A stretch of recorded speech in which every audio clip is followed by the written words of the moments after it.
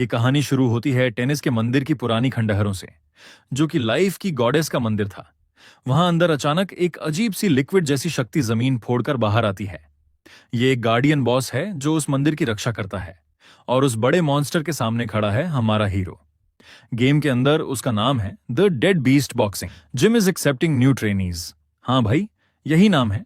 थोड़ी देर में समझ जाओगे उसका यह नाम क्यों है। उसके सामने गार्डियन है और हीरो फाइट की पोजीशन ले चुका है। मॉन्स्टर गुस्से में है और अपनी शक्ति जमा कर रहा है ताकि छोटे वॉरियर पर अटैक कर सके। हीरो को पता है अब क्या होने वाला है। जैसे ही पानी का जबरदस्त प्रेशर आता है, वो अपना शील्ड आगे कर लेता है और अटैक को डॉज कर लेता है। मंदिर हिल जाता है, जगह बिखर जाती है। अटैक की ताकत से हमारा वॉरियर हवा में उछल जाता है, लेकिन उसे कोई चोट नहीं लगती। जमीन पर लौटकर कॉम्बैट का किंग तुरंत काउंटर अटैक के लिए रेडी हो जाता है। उसकी तलवार आग से घिर जाती है और वो मॉन्स्टर के अपर पार्ट पर स्ट्राइक करता है। अपने मूव को वो बुलाता है एक्सप्लोसिव फ्लेमिंग स्लैश। अटैक के बाद मॉन्स्टर का लिक्विड बॉडी फट जाता है। हीरो अपनी सोर्ड वापस रख देता है और उसी वक्त मॉन्स्टर पूरा ब्लास्ट होकर खत्म हो जाता है। बस मलबा और खंडहर बाकी रह जाते हैं। तभी एक सिस्टम नोटिफिकेशन आता है जो वॉरियर को कंग्रेचुलेट करता है। मैसेज क्लियर होता है, the dead beast boxing gym is accepting new trainees. तुमने डिफीट किया है वेव ऑफ सैडनेस, एक लेजेंडरी बॉस। रिवॉर्ड के रूप में उसे मिलता है टीयर ऑफ टिमिस, और ये अचीवमेंट वर्ल्ड चैनल पर अनाउंस भी होता है। इसके बाद मलबे के बीच एक एनर्जी हीरो को घेर लेती है। जैसे ही वो लेवल अप करता है, उसके हाथ में एक रेयर और अजीब सी ऑब्जेक्ट फॉर्म होती है, आंसू जैसी शेप का क्रिस्टल। हीरो कंफ्यूज हो जाता है और सिस्टम एक्टिवेट होता है। डिस्क्रिप्शन में लिखा होता है टीयर ऑफ टिमाइस, एक लेजेंडरी आइटम। इसके बेनिफिट्स लिखे होते हैं, हीलिंग स्किल्स का कूल डाउन रिड्यूस हो जाता है, माना कॉस्ट हाफ हो जाती है, हीलिंग इफेक्ट्स 200% तक बढ़ जाते हैं। हीरो समझ जाता है कि वर्चुअल क्लास खत्म होने वाली है। ये रेयर लेजेंडरी आइटम वो अपने लूट स्टोरेज माइनिंग कार्ट में डाल देता है ताकि बाद में प्रॉफिट मिले। अब सीन शिफ्ट होता है रियल वर्ल्ड में। हीरो एक स्टूडेंट है जो वीआर हेडसेट उतारकर थक कर बैठता है, लेकिन उसका एक्सप्रेशन तुरंत सीरियस हो जाता है। उसके आसपास के क्लासमेट्स उसकी ऑरा फील करते हैं, जो उन्हें डरा देती है। सब शॉक्ड होकर कहते हैं, ये लड़का अकेले ही लेजेंडरी मिशन कंप्लीट कर गया, जबकि ये टीम मिशन था। हीरो अपना बैग पैक करता है, थोड़ा फ्रस्ट्रेटेड है क्योंकि फिर से उसे सब इग्नोर करते हैं। क्लासमेट्स पीछे से कहते हैं, चाहे गेम हो या रियल लाइफ, ये लड़का असली मॉन्स्टर है। स्कूल से निकलते वक्त हीरो अचानक एक लड़की से टकरा जाता है। लड़की तुरंत माफी मांगती है और पूछती है, तुम जिनजन हो ना? हीरो थोड़ा डाउट के साथ कहता है, हाँ। तब लड़की नर्वस होकर अपना नाम बताती है, सुइंग, जो अभी ट्रांसफर हुई है इस स्कूल में। वो बताती है कि उसने हीरो को पहले देखा था जब वो स्ट्रीट कैट्स को खाना खिला रहा था, और उसे भी कैट्स बहुत पसंद हैं। इसलिए वो पूछती है, क्या तुम स्कूल गेट पर मेरा इंतजार करोगे? हम दोनों मिलकर कैट्स को खाना खिलाएंगे। हीरो पहले चुप रहता है और आगे बढ़ जाता है, फिर अचानक रुककर नर्वस होकर कहता है, हाँ, मुझे भी अच्छा लगेगा। लड़की बहुत खुश हो जाती है। नैरेशन में हीरो अपना असली नाम बताता है, जिनसन, एक सिंपल हाई स्कूल स्टूडेंट। उसकी फैमिली जनरेशन से मार्शल आर्ट्स जिम चलाती है जिसका नाम है डेड बीस्ट, लेकिन वो जिम अब जल्दी बंद होने वाला है। जिनसान और सुइंग खुश होकर साथ वॉक करते हैं। हीरो बताता है कि फाइटिंग में वो बचपन से ही स्किल्ड था, लेकिन इसी वजह से उसके पास हमेशा बुरे टाइप के लोग अट्रैक्ट होते हैं। जैसे ही दोनों चल रहे होते हैं, पास ही एक थग कुछ स्टूडेंट्स के साथ आ रहा होता है। जिनसान उनमें से एक को पहचान लेता है। वो पहले स्कूल के संडा टीम का मेंबर था, लेकिन गैंग एक्टिविटीज की वजह से एक्सपेल कर दिया गया था। उनमें से एक मार खाया हुआ लड़का अचानक जिन को देख लेता है और जोर से अपने बॉस को चिल्लाकर बताता है कि यही है जिसने हमें ऐसे पीटा। उसका बॉस, जो बहुत बड़ा और ताकतवर आदमी है, जिन को नाम से बुलाकर पूछता है कि क्या वही है जिसने उसके सबॉर्डिनेट्स को हराया। जिन शांति से कंफर्म करता है कि हाँ, वही रिस्पॉन्सिबल है। बॉस गुस्से में अपने पंच से अटैक करता है, लेकिन जिन गंभीर चेहरे के साथ उसे आसानी से डॉज कर लेता है। उसी वक्त जिन जंप करता है और अपना घुटना उठाकर डेड बीस्ट स्ट्राइक टेक्निक की 9वीं पोस्चर इस्तेमाल करता है, वाइल्ड राइनो नी स्ट्राइक, जो सीधे बॉस के चेहरे पर लगता है। ये इतना शक्तिशाली अटैक होता है कि बॉस दीवार से टकराता है और फिर बेहोश होकर जमीन पर गिर जाता है। ये देखकर बाकी लड़के हैरान हो जाते हैं और लड़की भी पूरी तरीके से शॉक्ड थी। जिन हल्की सी मुस्कान करता है, लेकिन तुरंत उसे चिंता होती है। उसे लड़की की आंखों में डर नजर आता है, जैसे वो अब सचमुच उसे बदमाश समझ रही हो। डर के मारे लड़की रोते हुए वहां से भाग जाती है। जिन चाहता है कि वो रुके ताकि वो अपनी बात समझा सके। वो घबरा कर कहता है कि जब भी कोई उसे धमकी देता है, उसका शरीर अपने आप इंस्टिंक्ट से सबसे ताकतवर काउंटर अटैक कर देता है।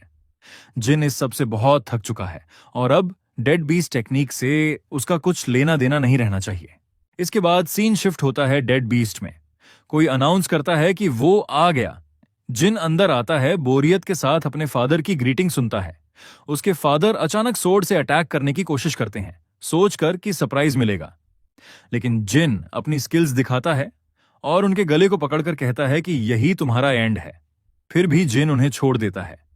उसके फादर खुश होकर उसकी तारीफ करते हैं कि उसने सही ढंग से बेयर टूमस्टोन स्ट्राइक का इस्तेमाल किया। स्टेयर्स चढ़ते हुए जिन अपने आप से सोचता है कि वो अपने डेस्टिनी से कभी नहीं भाग सकता। उसे हमेशा dead beast strike technique inherit करनी ही पड़ेगी। यहां तक कि गेम्स में भी उसे मजबूर किया जाता है कि वो वॉरियर बने और अपने फैमिली जिम को प्रमोट करे। इसी समय उसका फादर गुस्से में उसे एक बेकार यूजलेस लड़का कहता है। वजह यह होती है कि जिम को गेम में प्रमोट करने के बाद भी कोई नए मेंबर्स नहीं आए। जिन दुखी होकर सोचता है कि कोई उसका सम्मान नहीं करता और किसी ने कभी नहीं पूछा कि उसकी अपनी इच्छा क्या है। अब सीन शिफ्ट होता है गेम के अंदर। वहां एक खूबसूरत एल्फ बार मैड जेसिन है, जो रेड हेयर नाइट एल्फ है। उसके सामने जिन अपनी स्टोरी बताता है। वो कहता है कि सब लोग उसे निकम्मा समझते हैं और क्योंकि वो इकलौता बेटा है, उसे मजबूर किया जाता है कि डेड बीस्ट टेक्निक सीखे और जिम संभाले। वो गुस्से से बोलता है कि यहां तक कि इस वर्ल्ड में भी उसे फोर्स किया जा रहा है ऐसा कैरेक्टर बनने के लिए जो उसे पसंद नहीं। तभी जैसिन उसके शोल्डर पर हाथ रखती है और सॉफ्टली कहती है, the dead beast boxing gym is accepting new trainees. तुम्हें हिम्मत करनी चाहिए और चाहे एक पल के लिए ही सही, अपने दिल की बात फॉलो करनी चाहिए। इन शब्दों को सुनकर जिन उसकी तरफ प्यार से देखता है, लेकिन तभी एक red coloured emergency window popup होता है जो उसे डिस्ट्रैक्ट करता है। अनाउंसमेंट होती है कि सभी अकाउंट्स 12 बजे रात पर ब्लॉक कर दिए जाएंगे और Game of Sword and Fire Throne suspend हो जाएगा। सभी प्लेयर्स को सर्वर छोड़ना होगा। यह सुनकर सभी प्लेयर्स बहुत गुस्से में चिल्लाने लगते हैं। उन्हें समझ नहीं आता कि इतना बड़ा सस्पेंशन अचानक क्यों हो रहा है। जिन बस यही सोच रहा है, क्या इस एल्फ का डेटा भी डिलीट हो जाएगा? क्या वो हमेशा के लिए गायब हो जाएगी? फिर सीन रियल वर्ल्ड में शिफ्ट होता है। रात का समय है और जिनसन बेड पर लेटा सो नहीं पा रहा। क्लॉक पर देखता है कि सिर्फ 2 मिनट बचे हैं सर्वर्स बंद होने में। उसके दिल में यही ख्याल है कि अब वो जैसिन को कभी नहीं देख पाएगा। उसके दिमाग में वो आखिरी पल घूम जाता है जब जैसिन ने कहा था, चाहे एक पल के लिए ही सही, हिम्मत करो और अपने दिल की बात फॉलो करो। इस मेमोरी को याद करके जिन मुस्कुराता है और डिसाइड करता है कि चाहे एक पल के लिए ही सही, वो अपने दिल की जरूर सुनेगा। और जब सिर्फ 1 मिनट बचता है सर्वर्स क्लोज होने में, उसी समय Game of Sword and Fire Throne का लॉगिन स्क्रीन खुल जाता है और जिन तुरंत अपनी सेशन स्टार्ट कर देता है। सिस्टम ने उससे कहा कि वह अपनी स्पीसीज सेलेक्ट करे। ऑप्शंस थे अनडेड, एल्फ, ह्यूमन और ऑर्क। फिर सिस्टम ने कहा कि अपनी क्लास चूज करो, वॉरियर, मैज, एसासिन, हंटर या फिर प्रेस्ट।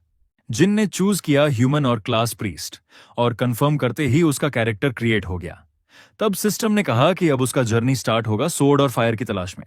उस वक्त रियल वर्ल्ड में रात के 12 बज चुके थे, लेकिन गेम के अंदर कोई बंदा उठकर समझ नहीं पा रहा था कि हो क्या रहा है। उसने सुना कोई अपने लॉर्ड से विनती कर रहा है कि हमें माफ करो। जिन को लगा कि शायद कोई उसके दिमाग पर हमला कर रहा है, लेकिन दरअसल एक प्रीस्टेस थी जो उसे बोल रही थी कि तुम न्यू सांटो हो और यह पानी तुम्हारे शरीर को प्यूरिफाई करेगा। जिन ने तुरंत रिएक्ट किया, उसका हाथ पकड़ लिया और इंस्टिंक्टिवली उसने अपनी डेड बीस्ट टेक्निक की 5वीं posture tiger fierce aerial move use कर दिया। उस मूव की वजह से वह प्रीस्टेस जोर से चीख कर पानी में गिर गई और होली वाटर ओवरफ्लो कर गया। जिन थोड़ा इविल तरीके से हंसा, लेकिन तुरंत रियलाइज किया कि उस औरत की हालत बुरी है। लेकिन प्रीस्टेस जल्दी उठी, फिर से प्रेयर की और जिन से पूछा, क्या तुम कसमें खाते हो कि तुम अपनी जिंदगी सेक्रेड लाइट को अर्पण करोगे और जो लोग दुख में हैं उनकी रक्षा करोगे? जिन घबरा कर बोला, मैं कसम खाता हूं। फिर टेंपल के दरवाजे खुले और जिन बाहर निकला। उसने सूरज की रोशनी और शांति भरी हवा फील की, लेकिन तभी एक सिस्टम विंडो पॉपअप होती है जिसमें लिखा था कि सिर्फ 1 मिनट बचा है मिडनाइट होने में। जिन ने सोचा कि अब उसका प्रीस्ट का सफर यहीं खत्म होने वाला है। उसने डिसाइड किया कि कम से कम आखिरी बार इस ब्लू स्काई का मजा ले। लेकिन 1 मिनट के बदले आधा घंटा गुजर गया और जिन अभी भी अलाइव था। उसकी आंखें लाल हो गई थीं लगातार देखते रहने से। कंफ्यूज्ड हुआ, उसने सोचा कि सिस्टम में शायद डिले हो गया। उसने चारों तरफ देखा लेकिन कोई प्लेयर नजर नहीं आया। एक्साइटेड होते ही उसने सोचा शायद यह सिस्टम का एरर है, तब तक खेलता हूं जितना खेल सकता हूं। उसने अपना बिगिनर मिशन ओपन किया जिसमें लिखा था कि सेक्रेड लाइट के प्रीस्ट के रूप में उसे सेजर एम्पायर जाना होगा और एम्प्रेस एर्जा डायना बावन को ब्लेस करना होगा। जिन ने पहले एक और काम किया। उसने गोल्ड माइंस के कार्ड का एक्सेस खोला, पासवर्ड डाला और वहां से एक legendary item eternal tear of Temis निकाल लिया। अब उसने सोचा कि अब सच में अपना ड्रीम पूरा करूंगा, एक प्रीस्ट बनने का। वह सेक्रेड लाइट के टेम्पल से सीधा कैपिटल सिटी गोजो गया, जो सीजर एम्पायर की होली कैपिटल थी। कैपिटल में लोग चिल्ला रहे थे, long live Caesar empire, long live empress Erza Diana the first. सुंदर एम्प्रेस ने अपना सिर झुकाया और उसके सिर पर क्राउन रखा गया। पूरी सिटी तालियों और जश्न से गूंज उठी। सब उस वॉरियर एम्प्रेस की शान देखकर हैरान थे। तभी जिन को याद आया मिशन गाइड, जिसमें लिखा था कि अननोन मैजिक से यहां अटैक होगा, एम्प्रेस मर जाएगी और पूरा एम्पायर आग में जल जाएगा और उसकी ड्यूटी है कि प्रीस्ट होने के नाते कम से कम 10 घायल लोगों को बचाना होगा। अचानक एक तेज रोशनी हुई और लोग भागने लगे। जिन ने देखा आसमान से फायर मिट्योर गिर रहे हैं और सब कुछ तबाह कर रहे हैं।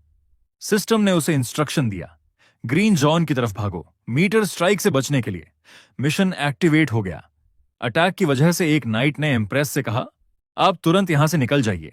लेकिन एम्प्रेस हैरानी से बोली, मैजिकल डिफेंस यूनिट कहां है? जल्दी फ्यूरियस लायंस कैवलरी को बुलाओ और एम्पायर को बचाओ। तभी एक छोटी सी लड़की रो रही थी। एम्प्रेस ने उसे देखा और समझ गई क्या करना है। वह लड़की को गोद में उठाकर तेजी से भागी। नाइट परेशान हो गया, लेकिन एम्प्रेस लड़की को एक सेफ जगह ले गई। पर रुककर देखा तो हर जगह आग लगी थी और तब उसने देखा कि एक कुएं से जिन अपना सिर निकाल रहा है। औरत के पास कोई ऑप्शन नहीं था। उसने बच्ची को सीधा मैक के पास फेंका और बोली, इसका ख्याल रखना। जिन ने बच्ची को पकड़ लिया। सामने आग के बीच में एक तेज धमाका हुआ। एम्प्रेस उस ब्लास्ट में आकर गिर गई और बच्ची को उस ब्लास्ट की हवा से बचाया गया।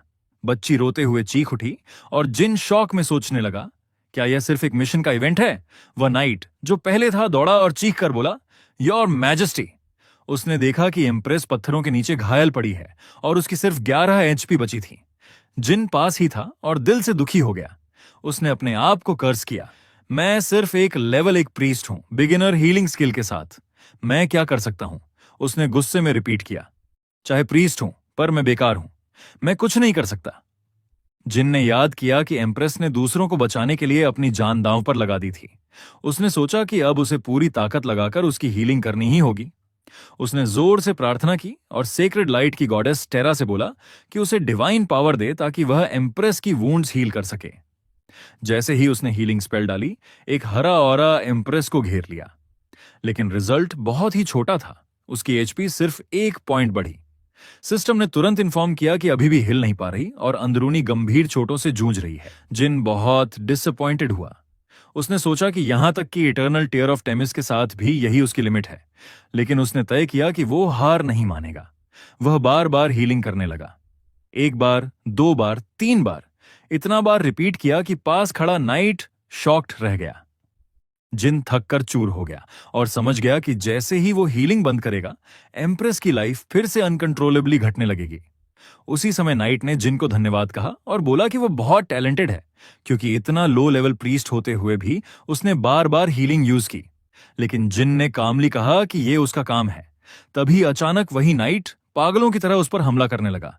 जिन सीरियस होकर तुरंत उसका अटैक रोक देता है। नाइट को यकीन ही नहीं होता कि एक न्यू प्रीस्ट ने उसका इंस्टेंट डैगर स्ट्राइक रोक लिया। जिन ने उसे डेथ स्टेयर दी और पूछा कि वह कौन है और अभी क्या करने वाला था। तब उस आदमी ने मास्क उतारा और बताया कि वो है सानियन, 3rd phase of blood moon, जो डिसेप्शन और असैसिनेशन में स्पेशलाइज करता है। उसने डींगे हाँकते हुए कहा कि वो 200 से ज्यादा लोगों को खत्म कर चुका है, जिसमें 6 एम्परर्स, 122 नोबल्स और 44 जनरल्स शामिल थे। उसका सक्सेस रेट 100% है। जिन को याद आया कि द ब्लड मून, अगर मुझे सही याद है तो ऑफिशियल वेबसाइट पर लिखा था कि ये स्कारलेट नाइट एल्व्स ने बनाई थी। ये पूरी मेन कॉन्टिनेंट की सबसे स्ट्रॉन्ग असैसिनेशन ऑर्गेनाइजेशन मानी जाती है। उन्हें हायर करना भी बहुत महंगा पड़ता है। जिन चिंता में डूब गया। क्योंकि ये लोग हीरो लेवल कैरेक्टर्स तक को खत्म कर सकते हैं। लेकिन वह एल्फ डेविलिश टोन में बोला कि सेजर एम्पायर ने बाकी स्पीसीज को दबाकर उनका गुस्सा कमाया था। अब टाइम आ गया है उन्हें नष्ट करने का, और इसीलिए सेलेस्टियल फायर से कैपिटल को जलाया जा रहा है। उसने जिन को बताया कि एम्प्रेस को मारने की जिम्मेदारी उसी की है। जिन ने बिना घबराए पूछा कि क्या उसकी स्पीच खत्म हो गई। उसने कहा कि अगर वह अब चुप नहीं होगा तो उसकी हीलिंग डिस्टर्ब होगी और एम्प्रेस की हालत और बिगड़ जाएगी। ये सुनकर असैसिन गुस्से में पागल हो गया। उसने कहा कि एक लो लेवल के प्रीस्ट ने ब्लड मून को इंसल्ट किया है और अब उसे मरना पड़ेगा। वह कई स्ट्राइक्स जिन की तरफ करने लगा, लेकिन जिन पूरी सीरियसनेस के साथ आगे बढ़ा और अपनी डेड बीस्ट टेक्निक की 10वीं पोस्चर बैल की हार्ट पंच यूज की। उसका पंच इतना शक्तिशाली था कि एल्फ ब्लैंक हो गया और घुटनों पर गिरकर बेहोश हो गया।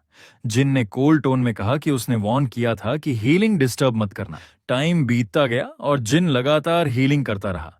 आखिरकार एम्प्रेस की एचपी पूरी तरह भर गई, लेकिन वो अभी भी हिलडुल नहीं पा रही थी और इंटरनल इंजरीज से सफर कर रही थी। जिन सोचने लगा कि लो लेवल होने की वजह से उसकी हीलिंग सिर्फ एचपी रिस्टोर करती है।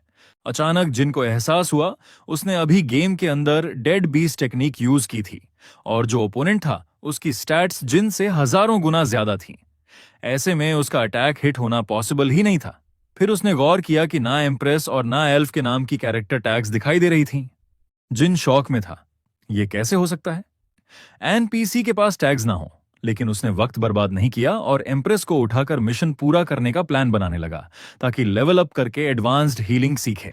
तभी एम्प्रेस ने आंखें खोली और रियलाइज किया कि जिन उसकी वेस्ट पकड़कर उसे उठा रहा है। उसने घूर कर जिन से कहा कि अपनी गंदी हैंड्स हटाओ। फिर गुस्से में उसने उसे जोर से मारा।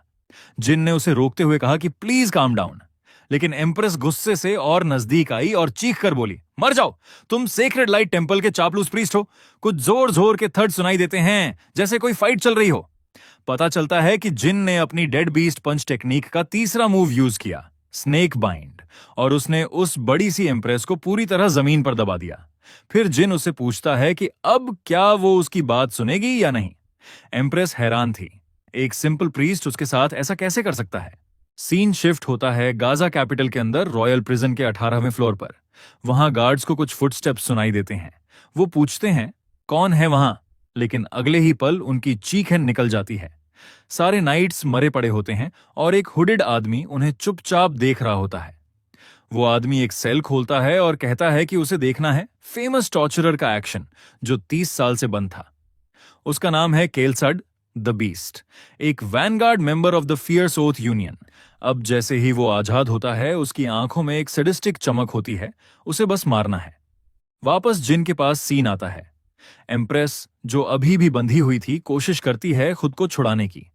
थक कर आखिर वो कहती है, ठीक है बोलो, सिर्फ 5 सेकंड में सब एक्सप्लेन करो। जिन उसे फ्री करता है और उसका क्राउन वापस देता है। अब एम्प्रेस थोड़ी शांत हो चुकी थी। जिन बैठता है और उसे अपनी पूरी कहानी सुनाता है, कैसे वो प्रीस्ट बना, कैसे उसने ब्लड मून एल्फ को हराया, सब कुछ। लेकिन एम्प्रेस सुन सुनकर परेशान हो जाती है और बोलती है, बस करो।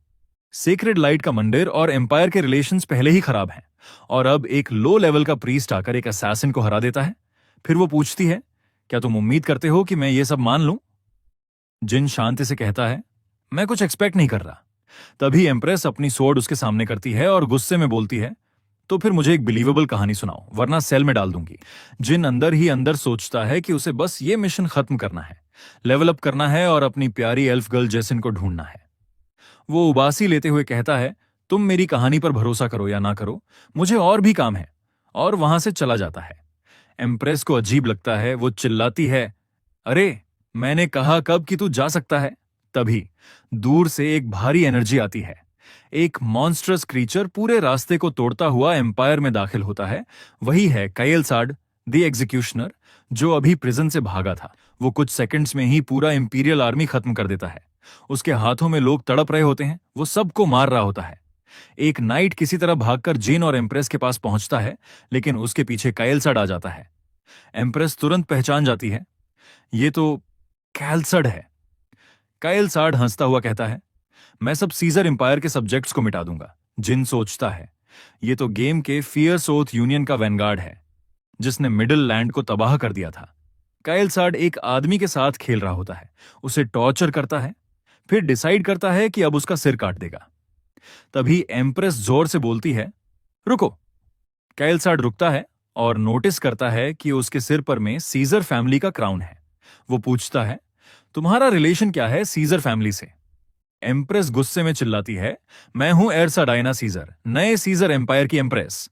वो कैलसड की इंसल्ट करती है और कहती है, तू तो बस एक कुत्ता है जिसे मेरे दादा ने हराया था। अब मैं तुझे सीजर फैमिली के नाम पर खत्म करूंगी। कैलसड हंसते हुए बोलता है, तो फिर एम्पायर को एक नया एम्परर चाहिए होगा। इस बीच जिन दोनों के स्टैट्स चेक करता है। उसे दिखता है कि एम्प्रेस का लेवल ऊंचा है, लेकिन कैलसड फिर भी ज्यादा स्ट्रांग है। हेल्थ, स्ट्रेंथ और एजिलिटी में सब जगह। जिन हैरान होता है, सीजर फैमिली के मेंबर्स के एट्रीब्यूट्स तो हमेशा सुपर हाई होते हैं, चाहे वो मेल हो या फीमेल।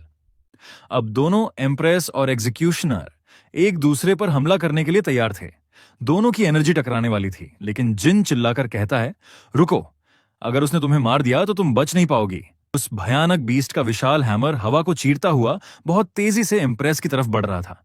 वो एक पल में समझ गई कि अगर ये वार लगा तो वो पूरी तरह खत्म हो जाएगी।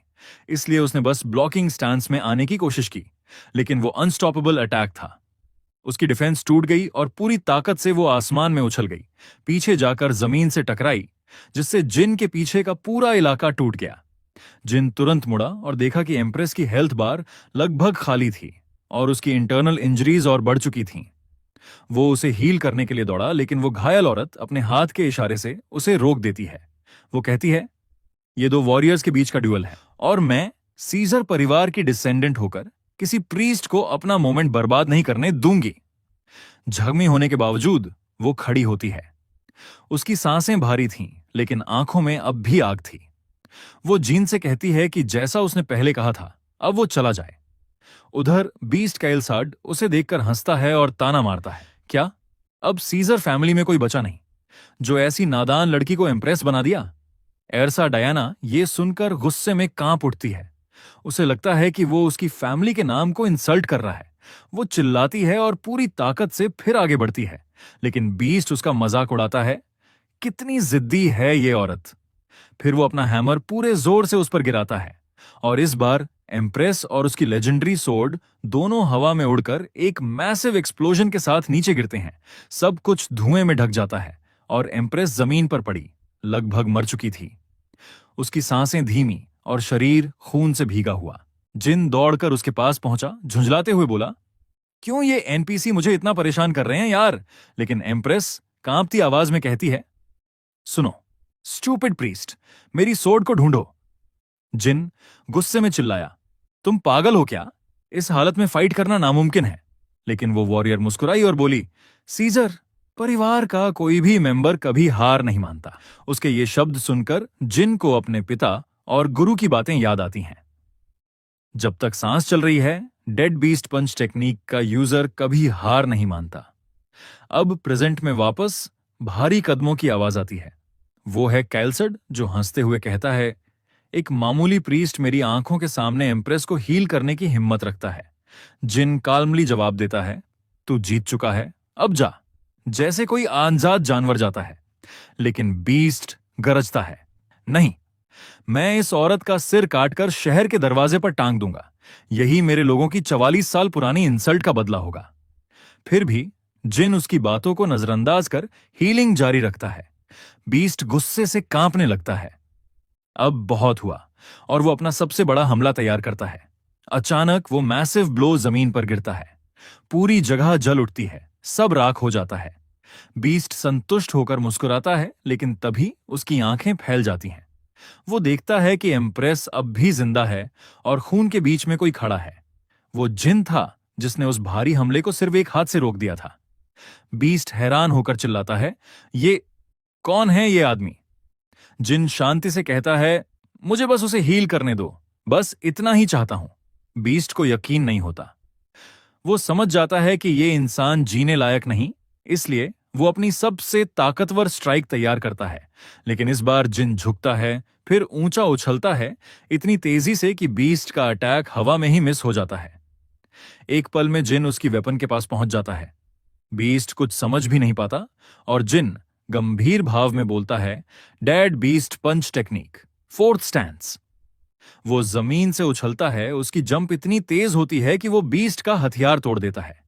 बीस्ट समझ ही नहीं पाता कि क्या हुआ, और उसी पल जिन उसकी तरफ लाइटनिंग की स्पीड में पहुंचता है और कैंगरू किक मारता है। वो वार इतना जोरदार होता है कि बीस्ट के दांत टूट जाते हैं, वो उड़कर गिरता है और बेहोश हो जाता है। उसका शरीर नीचे गिरते हुए एम्प्रेस पर आने वाला था, लेकिन जिन उसे एक हाथ से रोक लेता है। वो सांस लेते हुए खुद से कहता है, मैं ये कैसे कर पा रहा हूं, ये तो सिर्फ गेम होना चाहिए था। वो चिल्लाता है, मैं तो बस एक प्रीस्ट बनना चाहता था। लेकिन तभी उसे याद आता है कि एम्प्रेस अभी भी मर रही है। वो जल्दी से घुटनों पर बैठता है, आंखें बंद करता है और अपनी हीलिंग प्रेयर दोहराता है। धीरे धीरे एम्प्रेस की हेल्थ बार बढ़ने लगती है। 1, फिर 2, फिर 3। वो रुकता नहीं, लगातार हीलिंग करता रहता है। आखिरकार सिस्टम की आवाज आती है, character no longer in danger of death. और वहीं जिन थक कर गिर जाता है। लेकिन उसके चेहरे पर एक छोटी सी मुस्कान थी, क्योंकि इस बार उसने किसी को सच में बचाया था। इस दौरान जिन, जो एक प्रीस्ट है, समझ नहीं पा रहा था कि उसे हीलिंग करने में इतनी थकान क्यों हो रही है, जबकि फाइटिंग करते वक्त ऐसा नहीं होता था। उसने सोचा कि शायद उसे कोई डिफरेंट स्टांस इस्तेमाल करनी चाहिए। वो बैठ गया और सोचने लगा कि जब तक वो प्रेयर पढ़ता रहेगा, तब तक वो उसी पोजीशन में उसे हील कर सकता है। फिर उसने धीरे धीरे अपना हाथ उसकी वूंड के पास रखा और हीलिंग शुरू की। पहली बार उसने देखा कि एक प्रेयर से उसका एचपी 2 पॉइंट से बढ़ गया। यह देखकर जिन को समझ आया कि कुछ तो अलग हो रहा है। उसने अपना हाथ और करीब किया जहां सबसे गहरी वूंड थी, और इस बार हीलिंग और ज्यादा बढ़ गई। अब जिन थोड़ा अनकंफर्टेबल महसूस करने लगा। उसे समझ आ गया कि अगर उसे एचपी जल्दी बढ़ानी है तो हाथ को सीधा वूंड के ऊपर रखना होगा। थोड़ा ब्लशिंग होकर जिन ने लड़की की क्लोक हटा दी और अपना हाथ उसके बिग चेस्ट पर रखा, जहां सबसे गहरी वूंड थी, और हीलिंग की। अब एक ही बार में 10 एचपी पॉइंट से बढ़ गए। जिन खुश हो गया और लगातार हीलिंग करता रहा, जिससे एम्प्रेस धीरे धीरे होश में आने लगी। जैसे ही वो जागी, वो शर्म से लाल होकर चिल्लाई, फिर से तुम यहां, यू परवर्टेड प्रीस्ट। वो उसे मारने ही वाली थी, लेकिन जिन थकान की वजह से उसका हाथ पकड़ लेता है, जिससे वो वॉरियर वुमन हैरान रह गई। तभी पास से हॉर्सेस की आवाज आने लगी। जिन, जिसका हाथ अभी भी उसके चेस्ट पर था, बोला, रुको, अभी पूरी तरह हील्ड नहीं हुई हो। लेकिन तभी कुछ नाइट्स वहां आ पहुंचे और चिल्लाए, रुको, हम अपनी मैजेस्टी को चोट नहीं लगने देंगे।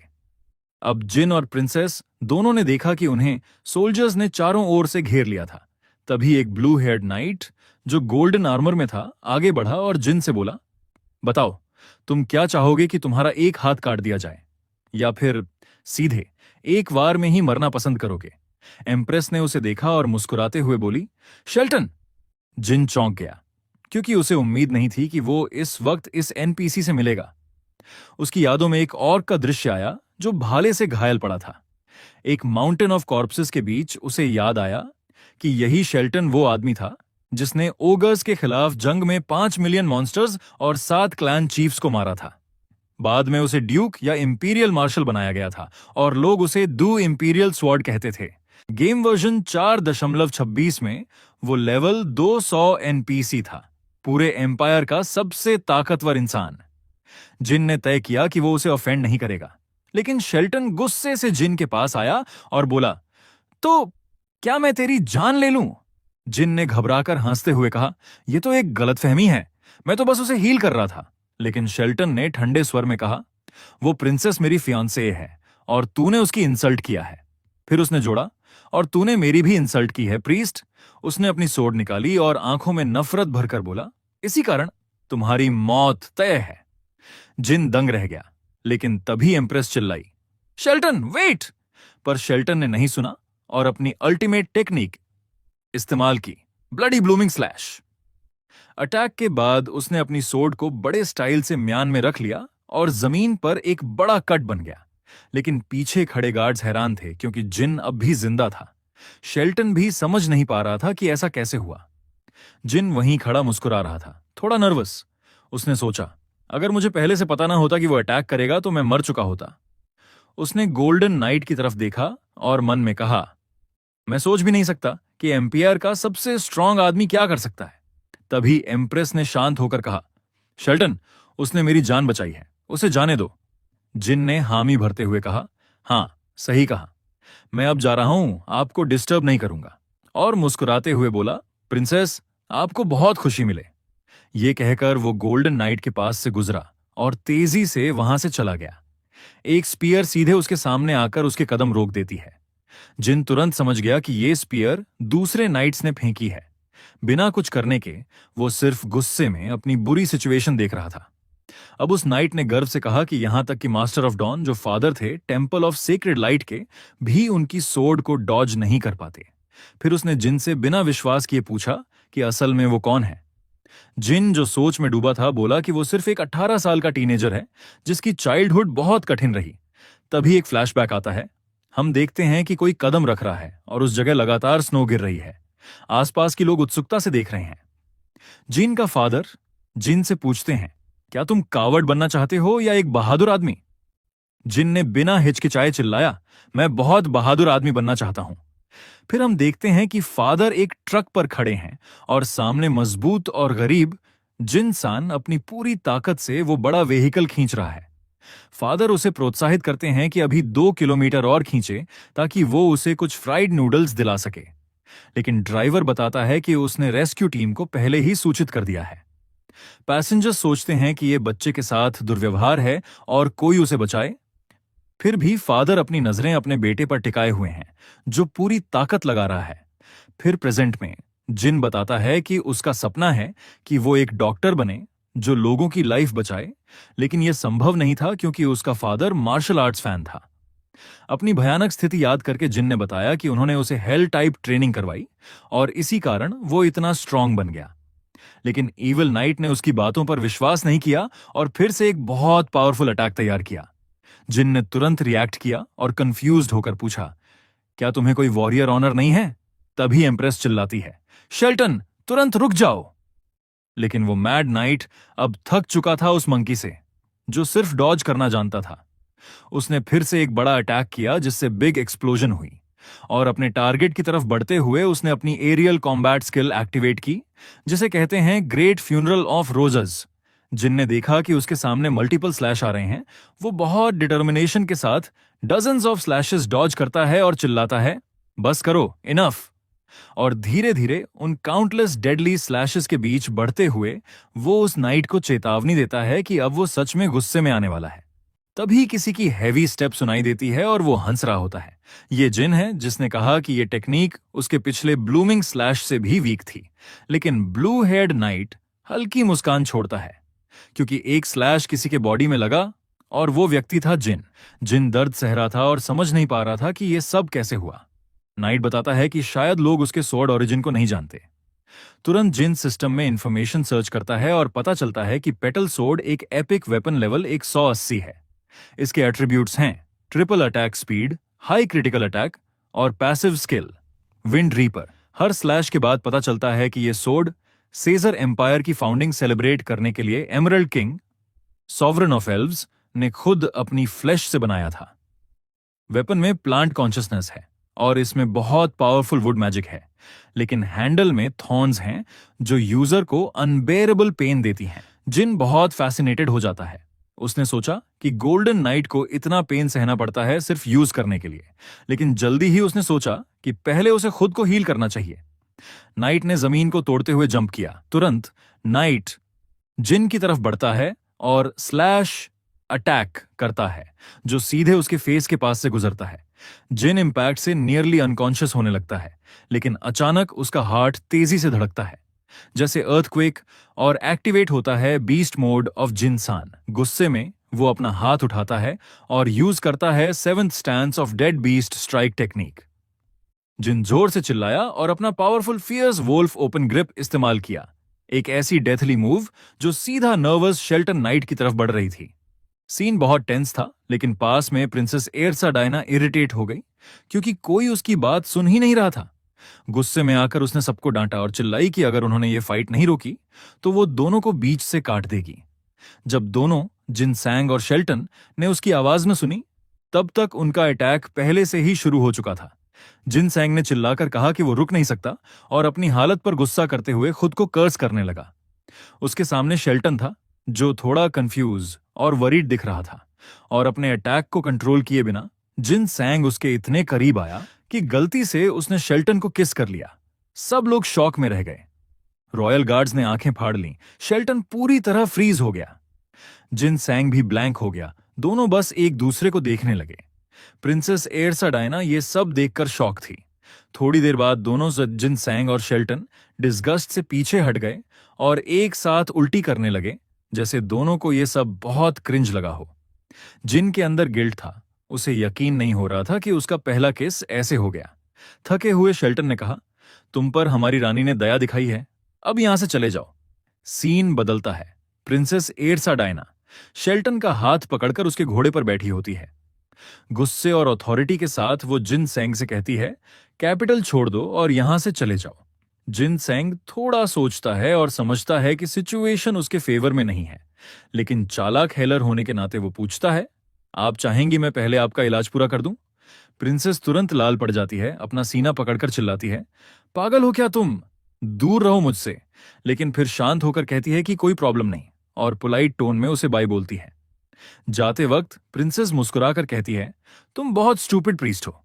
फिर आर्मी के लोग शेल्टन के साथ वहां से रवाना हो जाते हैं। जिन सैंग उन्हें जाता देखता है, थोड़ा इरिटेट होकर। सीन फिर एर्सा डायना की तरफ जाता है, जो एम्पायर के टूटे हुए रूइंस देख रही होती है। वो शेल्टन से कहती है कि उसे लगता है कोई एम्पायर के खिलाफ कुछ बुरा प्लान कर रहा है। शेल्टन कहता है कि सबसे पहले उसकी सिक्योरिटी जरूरी है, इसलिए उसने नाइट्स ऑफ द रोज को गाजा सिटी को प्रोटेक्ट करने भेज दिया है। उसने अपने पर्सनल गार्ड्स को भी उसकी सुरक्षा के लिए ऑर्डर दिया है। प्रिंसेस कहती है, इतनी जरूरत नहीं थी, लेकिन शेल्टन याद दिलाता है कि ब्लड मून ने उसके पर्सनल गार्ड का रूप ले लिया था और रॉयल प्रिजन पर हमला किया था, मतलब कैपिटल का कोई हिस्सा सुरक्षित नहीं है। फिर वो सजेस्ट देता है, अगर आप मुझसे शादी का फैसला कर लें तो मैं हमेशा आपके साथ रहकर आपकी रक्षा कर सकता हूं। प्रिंसेस बस कहती है कि वो इस बात पर सोचेगी। सीन अब जिन सैंग की तरफ शिफ्ट होता है, जो सोच रहा है कि यह सब बहुत अजीब है। वो कहता है कि उसे अजीब लगता है कि उसने अपनी बीस्ट स्ट्राइक टेक्निक गेम के अंदर यूज कर ली। उसे यह भी पता चलता है कि एनपीसी कैरेक्टर्स अब खुद सोचने लगे हैं, जैसे उनमें अपनी कॉन्शियसनेस आ गई हो। अपने हाथ में टीयर ऑफ टेमीज पकड़कर वो याद करता है कि उसी से उसने empress of the Caesar Empire को क्योर किया था, जबकि स्टोरी के हिसाब से उसे मर जाना चाहिए था। यह देखकर वो समझता है कि गेम की स्टोरी लाइन पूरी तरह बदल चुकी है। वो सोचता है, अगर एम्प्रेस अब नहीं मरेगी तो सीजर एम्पायर भी नहीं गिरेगा। इसका मतलब पुराने 3 किंगडम्स कभी वापस नहीं आएंगे। ये सोचकर जिन सैंग कंफ्यूज्ड हो जाता है और याद करता है कि ओरिजिनल स्टोरी में क्या हुआ था। उसे याद आता है, ओरिजिनल स्टोरी में जब एम्प्रेस डायना मर गई थी, तब मार्शल शेल्टन, जिसे सोर्ड ऑफ द एम्पायर कहा जाता था, बिना सोचे टेंपल ऑफ होली लाइट के लिए अपनी लॉयल्टी डिक्लेयर कर देता है। जिन सैंग अब गुस्से में कहता है कि उसे पता लगाना ही होगा कि एम्पायर पर अटैक किसने करवाया। यह सोचकर वो एक डायरेक्शन में दौड़ पड़ता है। रात होने पर कैपिटल के अंदर वो गार्ड से छुपकर चुपके से घुसने की कोशिश करता है।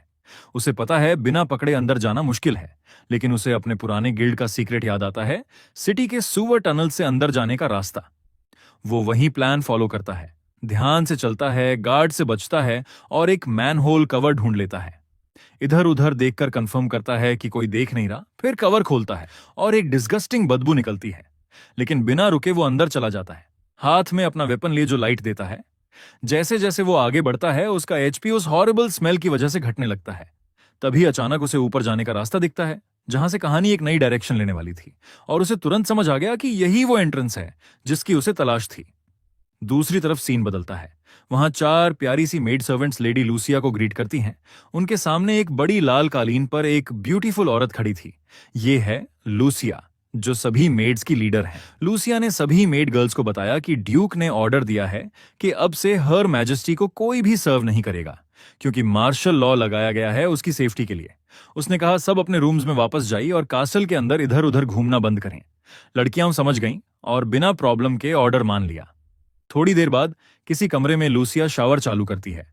वह नहाने लगती है, उसके बाल और शरीर पूरी तरह भीग जाते हैं और वो आराम से पानी में रिलैक्स कर रही होती है।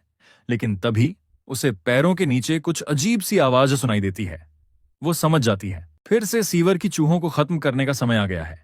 उधर नीचे जिनसंग हैरान था कि अचानक सब कुछ इतना गर्म क्यों हो गया है, और तभी उसे एहसास होता है कि वो एंट्रेंस तक पहुंच गया है। वो तेजी से ऊपर कूदता है और जैसे ही बाहर आता है, रुक कर डर से पीछे मुड़ता है। उसके सामने खड़ी थी लूसिया, वो मेड की लीडर, जो अब चश्मा लगाए खड़ी थी और घूर रही थी उसे। लूसिया ने डिस्गस्ट से जिन को देखा और चिल्लाई, तुम्हारी हिम्मत कैसे हुई यहां आने की, बदतमीज आदमी। लूसिया ने गुस्से में कहा, इंपीरियल कैसल तुम्हारे जैसे गंदे लोगों की गंदी ख्वाहिशें पूरी करने की जगह नहीं है। लेकिन जब उसने जिन को ध्यान से देखा तो उसे लगा कि शायद वो कोई ऑर्डिनरी पर्वर्ट नहीं है। जिन ने कहा कि यह तो बस एक गलतफहमी है, ये सब एक्सीडेंट था। अगर मैं कहूं कि मैं ऐसा इसलिए कर रहा हूं क्योंकि मैं हर मैजेस्टी को बचाने की कोशिश कर रहा हूं, क्या तुम मुझ पर विश्वास करोगी? लूसिया ने कहा, बहुत हो गई बकवास। और उसने अपनी डेथली स्किल एक्टिवेट कर दी, आइस स्टॉर्म अटैक। पल भर में चारों तरफ से बर्फ के नुकीले आइसिकल्स जिन की ओर आने लगे। लूसिया ने कॉन्फिडेंट होकर कहा, मेरे आइसिकल्स ट्रांसपेरेंट हैं, इस टीम में तुझे दिखेंगे भी नहीं। और जैसे ही आइस स्पाइक्स जिन के चेहरे के पास पहुंचे, उसने मुस्कुराया। लूसिया को लगा कि जिन अब खत्म हो गया, लेकिन तभी उसे एहसास हुआ कि उसने जिस जिन को मारा वो तो सिर्फ उसका आफ्टर इमेज था। असल जिन उसके पीछे था। उसने फुर्ती से पीछे से लूसिया की कलाई पकड़ ली और एक स्मूथ मूव में उसका हाथ मोड़ दिया। लूसिया टॉवल में थी, इसलिए कुछ कर नहीं पाई। जिन ने शांत आवाज में कहा, यह मेरी सिंपल ग्रैपलिंग टेक्निक है। लूसिया हैरान और गुस्से में थी। उसने जिन की इंसल्ट की। तभी जिन ने उसे पूछा कि तुम्हारी पीठ को क्या हुआ है? लूसिया ने चिल्लाकर कहा, मत देखो इसे, तुम कमीने। फिर लूसिया ने एक आइस शार्ड उठाया, अटैक के लिए तैयार हुई, लेकिन फोर्स ज्यादा लगने से उसका खुद का एक हड्डी स्लिप हो गई। फिर भी उसने जिन को हिट कर दिया, लेकिन जिन ने उसे रोक लिया और डिसबिलीफ में कहा, तुमने ये क्या किया? तभी बिना किसी वार्निंग के बाथरूम का दरवाजा खुल गया और अंदर आई 4 और खूबसूरत मेड्स, हंसती हुई नहाने के मूड में। वो आपस में गॉसिप करने लगीं। लेडी लूसिया ने किसी मैन को रिजेक्ट किया था, शायद उन्हें मर्द पसंद ही नहीं। लेकिन तभी सबसे छोटी मेड ने ध्यान दिया और शॉक में बोली, वेट, वहां देखो। बाकी सबने देखा और वो सब हैरान हो गईं। उनके सामने लूसिया और जिन दोनों एक सजेस्टिव पोजीशन में थे, और वो भी बाथरूम के अंदर। मेड्स एक दूसरे से फुसफुसाईं, लगता है हम गलत थे, शायद लेडी लूसिया को आखिरकार अपना परफेक्ट मैन मिल गया। लूसिया शर्म से लाल होकर चिल्लाई, मूर्खों, मैं अटैक के अंडर हूं, मदद करो। जिन ने जल्दी से कहा, सब काम हो जाओ प्लीज, गलतफहमी है। लेकिन मेड्स ने कुछ नहीं सुना। उनके चेहरों पर अब सैडिस्टिक मुस्कानें थीं। एक मेड ने स्पाइक्स वाला मेस उठाया और जिन पर वार किया, लेकिन जिन ने जंप करके बच गया। दूसरी मेड, ब्राउन हेयर वाली, ने सोर्ड से काटा, जिन ने वो भी डॉज किया। तीसरी, ब्लू हेयर्ड मेड, ने हैवी ब्लो मारा। जिन बेरली बचते हुए पीछे हट गया। अब वो चारों टॉवल्स में खड़ी थीं, लेकिन उनके हाथों में भारी हथियार थे। जिन को लगा अब तो मरना पक्का है। वो हाथ उठाकर चिल्लाया, मैं सरेंडर करता हूं। चारों मेड्स कंफ्यूज्ड होकर रुक गईं। जिन को ऐसे देखती रहीं जैसे सोच रही हों, ये लड़का सच में पागल है या मासूम। और सीन वहीं फ्रीज होता है। जिनसंग अब जब खोने को कुछ नहीं बचा था, उसने सबके सामने सच्चाई बताने का फैसला किया। उसने जोर से कहा कि शेल्टन एक ट्रेटर है। उसने बताया कि आज जो भी अटैक हुआ वो सब उसी की प्लानिंग थी। जिन ने कहा कि वो यहां सिर्फ एम्प्रेस को बचाने आया है। जमीन पर गिरी हुई मेड ये सब सुन रही थी, जबकि बाकी मेड शौक में एक दूसरे से पूछने लगीं, ये आदमी आखिर है कौन? लेकिन बिना उसे बोलने का मौका दिए सब उस पर हंस पड़ी। उन्हें यह बात अब्सर्ड लगी कि एम्पायर का सबसे loyal man, the 7 great imperial marshals में से एक, वह जो एम्प्रेस का फ्यूचर हस्बैंड होने वाला है, वह एक गद्दार हो सकता है। जिनसैंग समझ गया कि उन्हें यकीन दिलाना आसान नहीं होगा, क्योंकि शेल्टन ने एम्पायर के लिए बहुत योगदान दिया था। तभी वो चारों वॉरियर मेड्स उस पर अटैक करने के लिए आगे बढ़ीं, लेकिन उसी वक्त लूसिया चिल्लाई, रुको, यह आदमी सही कह रहा है। यह सुनकर सब चौंक गईं और जिन भी ध्यान से सुनने लगा। लूसिया ने खुद स्वीकार किया कि शेल्टन ने सच में एम्पायर को धोखा दिया है। एक मेड ने डिसबिलीफ में कहा, इम्पॉसिबल, ड्यूक तो हीरो था जिसने ऑक्स के खिलाफ लड़ाइयों में एम्पायर को बचाया था। सब ने सवाल किया कि वो ऐसा क्यों करेगा। लूसिया ने गहरी सांस लेते हुए कहा, क्योंकि मैं खुद उसकी साथी थी। सारी मेड्स शौक में बस उसका नाम दोहराने लगीं, मास्टर लूसिया। और वहां एक अजीब सी चुप्पी फैल गई। उसे वो वक्त याद आने लगता है जब वो जमीन पर चल रही थी, घायल थी और चारों ओर गिरे हुए शरीरों के बीच बिना किसी दिशा के भटक रही थी। उसी वक्त उसने कुछ ऐसा देखा जिससे उसकी आंखों से आंसू निकल आए। आग के बीच किसी ने उसे खाना दिया और कांपते हुए वो उस तोहफे की तरफ बढ़ी। कुछ समय बाद वो एम्पायर की एक वॉरियर बन गई। और फिर 15 साल बाद एक गेंद हरी जमीन पर लुढ़कती हुई दिखाई देती है। उसके पीछे खड़ी थी एक खूबसूरत और शालीन मेड। वो एक लिटिल एम्प्रेस के पीछे भाग रही थी, जो मासूमियत से खेल रही थी और खिलखिला रही थी। जब वो बच्ची आखिरकार गेंद तक पहुंचती है तो लूसिया थक चुकी होती है उन खेलों से, पर छोटी बच्ची मुस्कुराकर गेंद उसकी तरफ बढ़ा देती है। लो, अब तुम्हारी बारी। लूसिया प्यार से मुस्कुराती है और गेंद को कोमलता से थाम लेती है। वर्तमान में लूसिया फिर धीरे धीरे बोलने लगी। वो बोली कि कुछ समय पहले शेल्टन ने एक भयानक आदेश दिया था। उसके हाथ कांप रहे थे जब उसने बताया। उसने कहा था कि राज्याभिषेक के दिन हमें एम्प्रेस को खत्म करना होगा। वो कहते हुए कांप उठी और रोते हुए बोली कि वो ऐसा नहीं कर सकी क्योंकि वो एम्प्रेस को बहुत प्यार करती है। जिन सांग ने पूछा, लेकिन तुम उसे मार क्यों नहीं सकी? लूसिया ने गुस्से और दर्द भरी नजरों से कहा, क्योंकि तुम नहीं जानते कि यह एम्पायर कैसा है। उसने बताया कि ग्रेट एम्पायर ऑफ सेजार की नींव मिलिट्री पावर पर रखी गई थी। हर इंपीरियल फैमिली मेंबर ने सेजार की तरह एक मजबूत शरीर और युद्ध कौशल विरासत में पाया था, लेकिन करंट मैजेस्टी इस नियम की एकमात्र एक्सेप्शन थी। लूसिया ने बताया कि एम्प्रेस की मां, जो कॉन्कुबाइन थी, चाइल्ड बर्थ के बाद बीमार पड़ गई थी और तब से उसने, यानी लूसिया ने, उस नन्ही बच्ची की देखभाल की थी। उसने देखा कि हीलर्स ने मैजिक से उसकी जान तो बचाई, लेकिन उसका शरीर हमेशा कमजोर रहा। इसलिए वो कभी भी एक वॉरियर नहीं बन पाई। पैलेस के लोग उसे तुच्छ समझते थे और सबसे ज्यादा नफरत तो उसके अपने पिता एम्परर सेजर सेगी को थी। लूसिया ने याद किया कि कैसे वो छोटी बच्ची रोती रहती थी और उसका पिता उसे कोल्ड वॉइस में कहता था, तू मेरे लिए किसी काम की नहीं, वर्थलेस गार्बेज। वो छोटी लड़की जमीन पर झुक जाती थी। उसका दिल टूट जाता था। उसके भाई भी उसे ताने मारते थे, तू तो बस सोना जानती है, फैमिली के लिए शर्म है तू। लेकिन लूसिया बोली कि उसे ही पता है वो लड़की कितनी मेहनत करती थी। उसने कहा कि एम्प्रेस ने अपनी कमजोरी के बावजूद हर दिन तलवार चलाने की प्रैक्टिस की, तब तक जब तक उसके हाथ खून से भर नहीं जाते थे। लूसिया याद करती है कि उसने उसे कई बार रोका, चिल्लाई कि बस करो, आराम कर लो। लेकिन वो नन्ही लड़की डटी रहती थी और थक कर गिरते गिरते कहती थी, अगर मैं कमजोर हूं तो मुझे दूसरों से 100 गुना ज्यादा मेहनत करनी होगी। लूसिया ने कहा कि उसने उस बच्ची को बढ़ते देखा है, एक ऐसी लड़की जो कभी हार नहीं मानी, भले ही पूरी दुनिया उसके खिलाफ थी। लूसिया ने बताया कि जब छोटी एर्सा डायना मुस्कुराते हुए कह रही थी कि वो इतना हार्ड ट्रेनिंग इसलिए कर रही है ताकि उसके फादर और ब्रदर्स उस पर प्राउड महसूस करें। उसने कहा कि उनके एंसेस्टर ने एक बार कहा था, चाहे मौत भी सामने हो, अपनी सोर्ड की हैंडल कभी मत छोड़ना। ये बात सुनकर लूसिया इमोशनल हो गई। डायना ने अपनी सोर्ड और जोर से उठाई और चिल्लाई, यही है हमारी ग्रेट सीजर फैमिली का मोट्टो। उस दिन के बाद हर रोज वो सुबह से शाम तक ट्रेनिंग करती रही, चाहे वेदर कितना भी खराब क्यों ना हो। एक दिन ट्रेनिंग करते हुए डायना जोर से खांसी और जमीन पर गिर गई। लूसिया तुरंत भागकर उसके पास गई और चिल्लाई कि अब और ट्रेनिंग मत कर। लेकिन छोटी डायना गुस्से में बोली, मैं रुक नहीं सकती। ये सुनकर लूसिया शॉक हो गई, क्योंकि डायना लगभग अनकॉन्शियस थी और फिर भी कह रही थी, मैं ये सब अपने फादर के लिए कर रही हूं। अगर मैं स्ट्रांग नहीं बनी तो पापा मुझे कभी लव नहीं करेंगे। इसके बाद डायना बेहोश होकर लूसिया की गोद में गिर गई। लूसिया बस रोने लगी। उसके टीयर्स उस छोटी सी लड़की के कमजोर हाथ पर गिर रहे थे। फिर प्रेजेंट टाइम में वापस आते हुए सब मेड्स आखिरकार समझ गईं कि एम्प्रेस एर्सा ने क्या कुछ झेला था। तभी एक बड़ी मेड ने देखा कि जिन सांग रो रहा था। टीयर्स और नोज दोनों बह रहे थे। उसके मन में थोड़ा सुकून था, क्योंकि उसने सोचा, कम से कम आखिर में एर्सा एम्प्रेस तो बन गई। लेकिन पर्पल हेयर्ड गर्ल ने बताया कि यह सब तब हुआ जब ऑर्क के खिलाफ बड़ी बैटल हुई थी। लूसिया ने बताया कि उस बैटल में बाकी सारे प्रिंसेस मर गए और एम्परर, जो बहुत बीमार था, मजबूरी में डायना को नई एम्प्रेस बना दिया।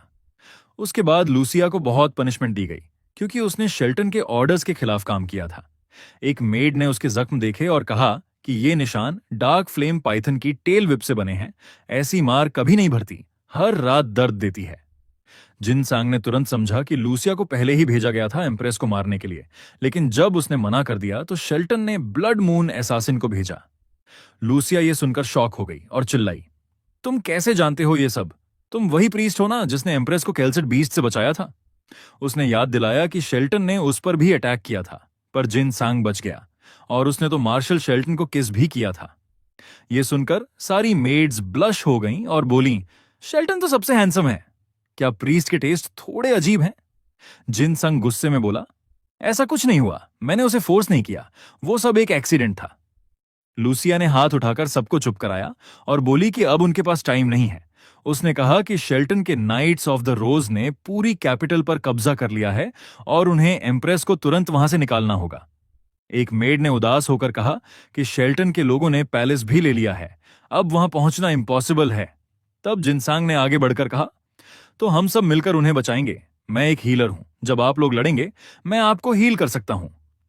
लूसिया ने उसे शक भरी नजरों से देखा और कहा, मुझे नहीं पता तुम कैसे बच गए थे उस नाइट की सोर्ड से, लेकिन समझ लो सो हम सब बस मोमबत्तियों जैसे हैं और शेल्टन एक सूरज। जिनसांग ने मन में सोचा, क्या वो सच कह रही है? फिर लूसिया ने कहा कि उनके पास सिर्फ एक ही ऑप्शन है, एम्प्रेस को बचाना। सब लड़कियां उसके आसपास खड़ी हो गईं, purple head, pink head, brown head और ब्लू हेड। सबने कहा कि वो जिनसांग पर भरोसा करती हैं। तब जिनसांग ने थोड़ा चीकी अंदाज में कहा कि उन्हें चिंता नहीं करनी चाहिए, और फिर चुपके से लूसिया के करीब गया और बोला, मैं आपके शोल्डर के डिसलोकेटेड पार्ट और वुंड्स हील कर देता हूं। लूसिया थोड़ी घबरा गई। फिर सबने एक नया प्लान बनाना शुरू किया। कुछ देर बाद जिनसांग ने ऊपर देखा और हैरान होकर पूछा, हम सच में एम्प्रेस के प्राइवेट चेंबर्स तक जा रहे हैं? लूसिया ने समझाया कि महल के अंदर बहुत ज्यादा सिक्योरिटी है, इसलिए सबको बहुत केयरफुल रहना होगा। उसने बताया कि एम्प्रेस का बैल्कनी लगभग 20 मीटर दूर है और वहां तक पहुंचना मुश्किल होगा, क्योंकि दीवार के ब्रिक्स की दरारें बहुत छोटी हैं। इसलिए जिनसेंग को अपनी माइंड को पहले से तैयार करना होगा। लेकिन तभी चारों मेड्स बोली कि वे उसकी मदद करेंगी ताकि वो ऊपर चढ़ सके, मगर जिनसंग ने किसी को कुछ बताए बिना ही सीधा छलांग लगा दी। एक मेड हंसकर बोली कि उसे पैनिक करने की जरूरत नहीं है, लेकिन जैसे ही उसने ऊपर देखा उसके चेहरे का भाव बदल गया। बाकी सारी मेड्स मुंह खोले आसमान की तरफ देख रही थीं। जब उसने खुद ऊपर देखा तो वो भी शॉक में रह गई। जिनसंग दीवार पर ऐसे चढ़ रहा था जैसे कोई लिजर्ड, छिपकली।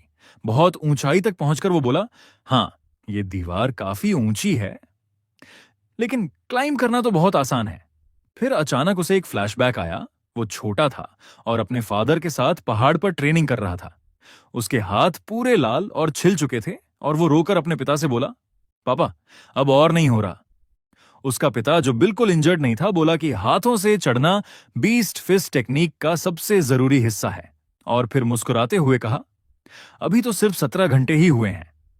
नीचे से जिनसंग बोला कि उसे भूख लगी है, तो उसका पिता गुस्से में बड़बड़ाने लगा कि इस लड़के का क्या करूं। फिर उसने अपने बैग से जिनसंग के फेवरेट मीट नूडल्स निकाले और पकाने लगा। बेटा खुश होकर देखने लगा, उसकी आंखों में चमक आ गई। खाना बन गया तो दोनों रिलैक्स हुए, लेकिन फिर पिता और बेटा फनी फाइट करने लगे, क्योंकि जिनसंग सूप शेयर नहीं करना चाहता था। प्रेजेंट टाइम में वापस आते हुए जिनसंग दीवार पर तेजी से चढ़ रहा था। नीचे की मेड्स उसे देखकर हैरान थीं कि वो इतनी स्पीड से ऊपर कैसे जा रहा है। तभी ब्राउन हेड मेड ने कुछ नोटिस किया और धीरे से बोली, ऊपर वाली की तो थोड़ी पिंक लग रही है। बाकी सबने उसकी बात समझकर एम्बैरेस्ड होकर उसे घूरा। इसी बीच जिनसंग ने छलांग लगाई और सीधा बालकनी पर पहुंच गया। उसने अपना आवर ग्लास निकाला और देखा कि वो परफेक्ट टाइमिंग से पहुंचा है। उससे पहले ही उसे याद, ऊपर चढ़ने से पहले लूसिया ने उसे समझाया था कि जब आवर ग्लास की सारी सैंड नीचे गिर जाए तो उसे एम्प्रेसेस चेंबर के अंदर 13वें साउंड ट्यूब को एक्टिवेट करना होगा। जब जिनसंग ने पूछा कि क्यों, लूसिया ने बस इतना कहा था कि जब समय आएगा तुम खुद समझ जाओगे, यही एक तरीका है जिससे हम एम्प्रेस को राजधानी छोड़ने के लिए मना पाएंगे। अब बालकनी पर खड़ा होकर जिनसंग बोला, परफेक्ट, अब मैं उसे पूरी तरह से हील कर सकता हूं। लेकिन तभी कोई अजीब आवाज आई। एक मिस्टीरियस फीमेल वॉइस ने परछाइयों से कहा, यह छोटा बिल्ली का बच्चा सोचता है कि वो बस यूं ही अंदर आ गया। वो एक डार्क स्मोकी आकृति थी, कर्वी फिगर, इविल स्माइल और स्नेक लाइक आईज के साथ। उसने कहा, यह नादान भेड़ तो खुद ही शिकारी के जाल में फंस गया है।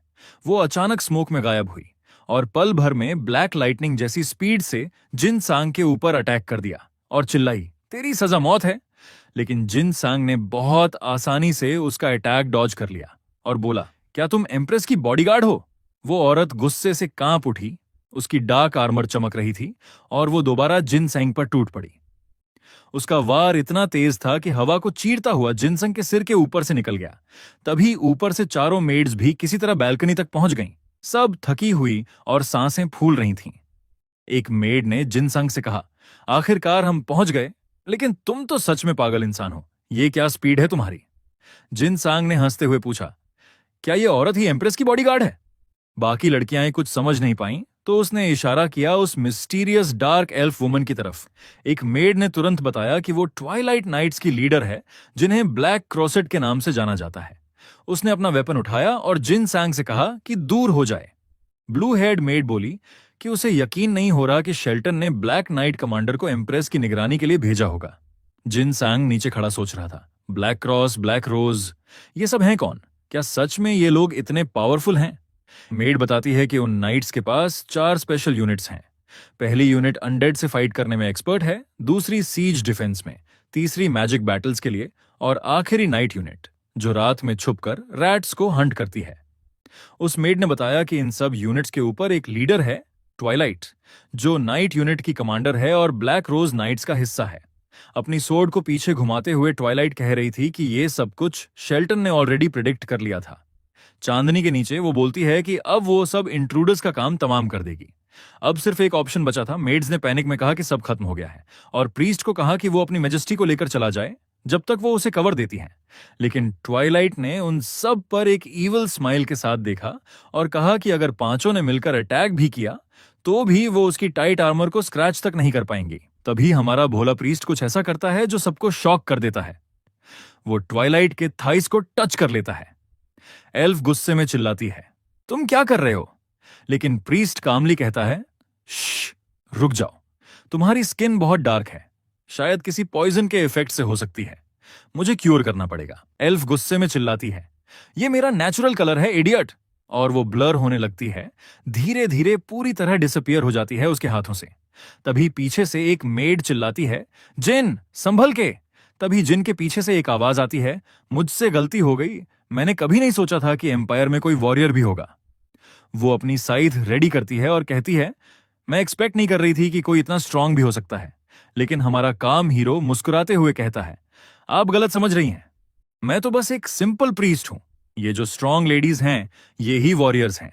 उसके बाद ब्लू हेड मेड समझाती है कि वो सब प्रिंसेस के बॉडीगार्ड्स हैं और उससे मिलना चाहती हैं। लेकिन ट्वाइलाइट उनसे पूछती है, फिर तुम लोग टावर के थ्रू क्यों आए हो? उस बात पर एक मेड फाइनली अपना गुस्सा कंट्रोल नहीं कर पाती और चिल्लाकर कहती है, हम उससे मिल नहीं पाए क्योंकि शेल्टन ने कास्टल का कंट्रोल ले लिया है। दूसरी मेड जोड़ती है, उसने अपने ही देश को बिट्रे किया है। यह सुनकर ट्वाइलाइट के फेस पूरा गुस्से से लाल हो जाता है। वो उन्हें डांटती है कि वो ड्यूक शेल्टन का नाम इतने डिसरिस्पेक्ट के साथ कैसे ले सकती हैं। फिर वो धीरे धीरे शैडो में डिसॉल्व होने लगती है। सब उसके डिसअपियर होने पर शॉक में रह जाते हैं। सब लोग अंधेरे में उसे देखने की कोशिश करते हैं और प्रीस्ट सोचता है कि शायद ये उसकी एग्जीक्यूशनर्स स्टेल्थ स्किल हो सकती है। तभी एक चीख सुनाई देती है। एक मेड का लेग घायल हो जाता है, दूसरी मेड उसके पास दौड़ती है, लेकिन तुरंत सबको हर तरफ से इनविजिबल कट्स लगते हैं। सबको समझ नहीं आता कि अटैक कहां से आ रहा है। एक मेड पेन में चिल्लाती है, ये इम्पॉसिबल है, हम उसके स्ट्राइक्स को फील भी नहीं कर पा रहे। ब्लू हेड मेड चिल्लाती है, जिन प्लीज हमारी मैजेस्टी को बचाओ। लेकिन उस मोमेंट पर वह मेड खुद घायल हो जाती है और गिर जाती है प्रीस्ट के सामने। वो उसे देखता है, कंफ्यूज्ड और हेल्पलेस, समझ नहीं पाता क्या करे। मेड वीक वॉइस में कहती है, प्लीज जाओ यहां से। लेकिन प्रीस्ट कहता है, मैं मना करता हूं। उसके वर्ड्स सुनकर मेड हैरान हो जाती है। वो कामली समझाता है, मैं एक प्रीस्ट हूं, मेरा काम है उन लोगों को बचाना जो घायल हैं, मैं इन लोगों को मरने नहीं दे सकता। वो बिना हिचकिचाए आगे बढ़ता है, जबकि एक मेड उसे चिल्लाकर रोकती है, अगर तुम आगे बढ़े तो तुम्हारा अंत पक्का है। लेकिन उस हीलर को किसी की परवाह नहीं। वो घायल मेड के पास पहुंचकर उसे शांत रहने को कहता है ताकि उसका इलाज कर सके। पीछे खड़ी डार्क एल्फ हैरान थी कि कोई इतना बेवकूफ भी हो सकता है। उधर उसकी साथी मेड घबराकर और चिल्लाती है, जिन पीछे देखो। बाकी सब मेड्स भी उसे सावधान करती हैं, क्योंकि डार्क एल्फ हंट्रेस अपनी साइथ घुमाते हुए बोलती है, अब बहुत देर हो चुकी है। वो अपना आखिरी वार करने ही वाली थी, पर तभी लड़का एक तरफ सरकता है और अपना मुक्का घुमाता है, जो सीधा उसकी साइथ से टकराता है, एक जबरदस्त धमाके के साथ। एल्फ पीछे की ओर फेंक दी जाती है, उसकी वेपन कंट्रोल से बाहर निकलकर उड़ जाती है। जिन काम होकर अपनी एलाई से कहता है, मत हिलो, सब ठीक है। लेकिन मेड डरते हुए कहती है, ट्विलाइट अभी भी पीछे है। जिन थोड़ा मुस्कुराकर जवाब देता है, मुझे पता है, जब मैं तुम्हें हील करने जा रहा था तभी वो क्रेजी एल्फ पीछे से अटैक करने आई थी। ये सुनकर वो डार्क एल्फ शॉक में सोचती है, क्या ये आदमी मेरी इनविजिबल फॉर्म देख सकता है? आखिर कैसे? फिर एक फ्लैशबैक शुरू होता है। जिन सांग का बचपन। वो अपने पिता के साथ जंगल में ट्रेनिंग कर रहा था। पिता उसे समझाते हैं हर लिविंग बीइंग अपने अंदर से एनर्जी निकालता है, उसे हम क्यूआई कहते हैं। एक दिन तुम बहुत गहरे अंधकार में रहोगे, तब तुम्हें दुश्मन की आंखें नहीं दिखेंगी, तब सिर्फ क्यूई महसूस करके ही लड़ पाओगे। सामने भयंकर भेड़िए दिखते हैं जो उन पर हमला करने वाले होते हैं। पिता चिल्लाते हैं उनका क्यूई महसूस करो, उसे पहचानो। लेकिन छोटा जिन डर जाता है और जोर से चिल्लाने लगता है। उसकी आंखों में डर और आंसू दोनों हैं। नेक्स्ट डे पुलिस उस लड़के के पिता को गिरफ्तार कर लेती है। एक आदमी गुस्से में पुलिस से शिकायत करता है कि उस इंसान ने अपने ही बेटे को साथ लाकर प्रोटेक्टेड एरिया में शिकार कराया। सिर्फ इतना ही नहीं, उसने जंगली भेड़ियों के एक झुंड को भी घायल कर दिया। लेकिन लड़के का पिता तुरंत कहता है यह झूठ है, हम तो बस मार्शल आर्ट्स की प्रैक्टिस कर रहे थे। मगर पुलिस वाली लड़की उसकी बात काट देती है और उसे गाड़ी में बिठाकर कहती है कि अब अदालत में सब पता चल जाएगा। अब प्रेजेंट में जिन सांग को क्लियरली महसूस होता है कि उस हंट्रेस का क्यूआई एनर्जी कैसा है। वो उसे छोटी लेकिन जंगली भेड़िया जैसी लगती है। ट्वाइलाइट अपनी डार्क शैडो में बोलती है मुझे अंडर एस्टिमेट मत करना, मैं एक हंटर हूं। वो जिन को डार्कनेस में लपेट लेती है और विस्पर करती है अब चाहे तू मुझे देख भी ले, लेकिन मरना तो तय है। डार्क एनर्जी जिन के बॉडी को दबाने लगती है। मेड्स शॉक में देखती हैं कि उनका प्रीस्ट अचानक इनविजिबल प्रेशर में स्ट्रगल कर रहा है। ट्वाइलाइट अपने क्लॉज उसके करीब लाती है और हंसकर कहती है अब तू मेरे कंट्रोल में है। लेकिन तभी जिन मुस्कुरा देता है। वो काल्मली कहता है एक्चुअली कंट्रोल मेरे पास है। वो झुकता है और फिर जोरदार हेडबट करता है उस डार्क एल्फ के चेहरे पर। इंपैक्ट से ट्विलाइट शॉक में पीछे गिरती है, उसकी इनविजिबिलिटी टूट जाती है। जिन अपनी फ्रीडम रिगेन करता है और उसे जमीन पर गिरा हुआ देखता है। वो गुस्से में जिन की इंसल्ट करती है तू एक बदतमीज पिग है, एक डिसगस्टिंग प्रीस्ट। लेकिन जिन फिर भी काल्म रहता है और उसके चेहरे पर एक और पंच मार देता है। फाइट खत्म होती है। जिन सांग विजेता बन चुका था। वो पीछे मुड़कर कहता है अब टाइम है सबको हील करने का। मेड्स डिसबिलीफ में खड़ी रह जाती हैं, सोचती हैं कि शायद ये कोई मजाक है। लेकिन वो डार्क एल्फ सच में हार चुकी थी। अब सीन शिफ्ट होता है एक रॉयल रूम में, जहां एम्प्रेस एर्सा डायना अकेली बैठी है।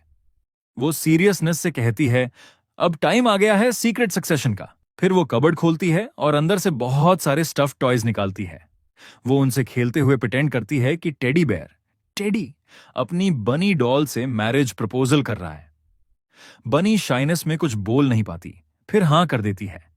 अचानक जिन सैंग जो रॉयल डोर्स खोलकर एंटर करता है और जोर से बोलता है मैंने तुम्हारे लीडर से वादा किया था कि मैं तुम्हारी मैजेस्टी को बचाऊंगा। और ये देखकर शर्माई हुई डायना समझ नहीं पाती कि क्या हो रहा है और नौकरानियां इस तरह अंदर आने के लिए महारानी से माफी मांगती हैं। जबकि वो बेवकूफ पादरी कहता है कि वो बहुत मेहनती है क्योंकि वो उन कुड़ियों के साथ लड़ने की कला का अभ्यास कर रही है जैसा लूसिया ने कहा था। और क्या कहें ये सोचे बिना पसीना पसीना हुई लड़की कहती है कि उन्होंने उसका राज जान लिया है। हालांकि जिंगसान उसे बताता है कि असली लोगों के साथ ट्रेनिंग करना बेहतर है क्योंकि ऐसा लग रहा है जैसे वो घर घर खेल रही हो। इन बातों पर एर्जा डायना अपना गुस्सा रोकते हुए उस बेवकूफ को उसकी सलाह के लिए धन्यवाद देती है। लेकिन इसे एक तरफ रखकर वो औरत कुछ और जानना चाहती है। वो बहुत गुस्से में उस कमीने पादरी पर चिल्लाती है कि वो उसके कमरों में क्यों आया।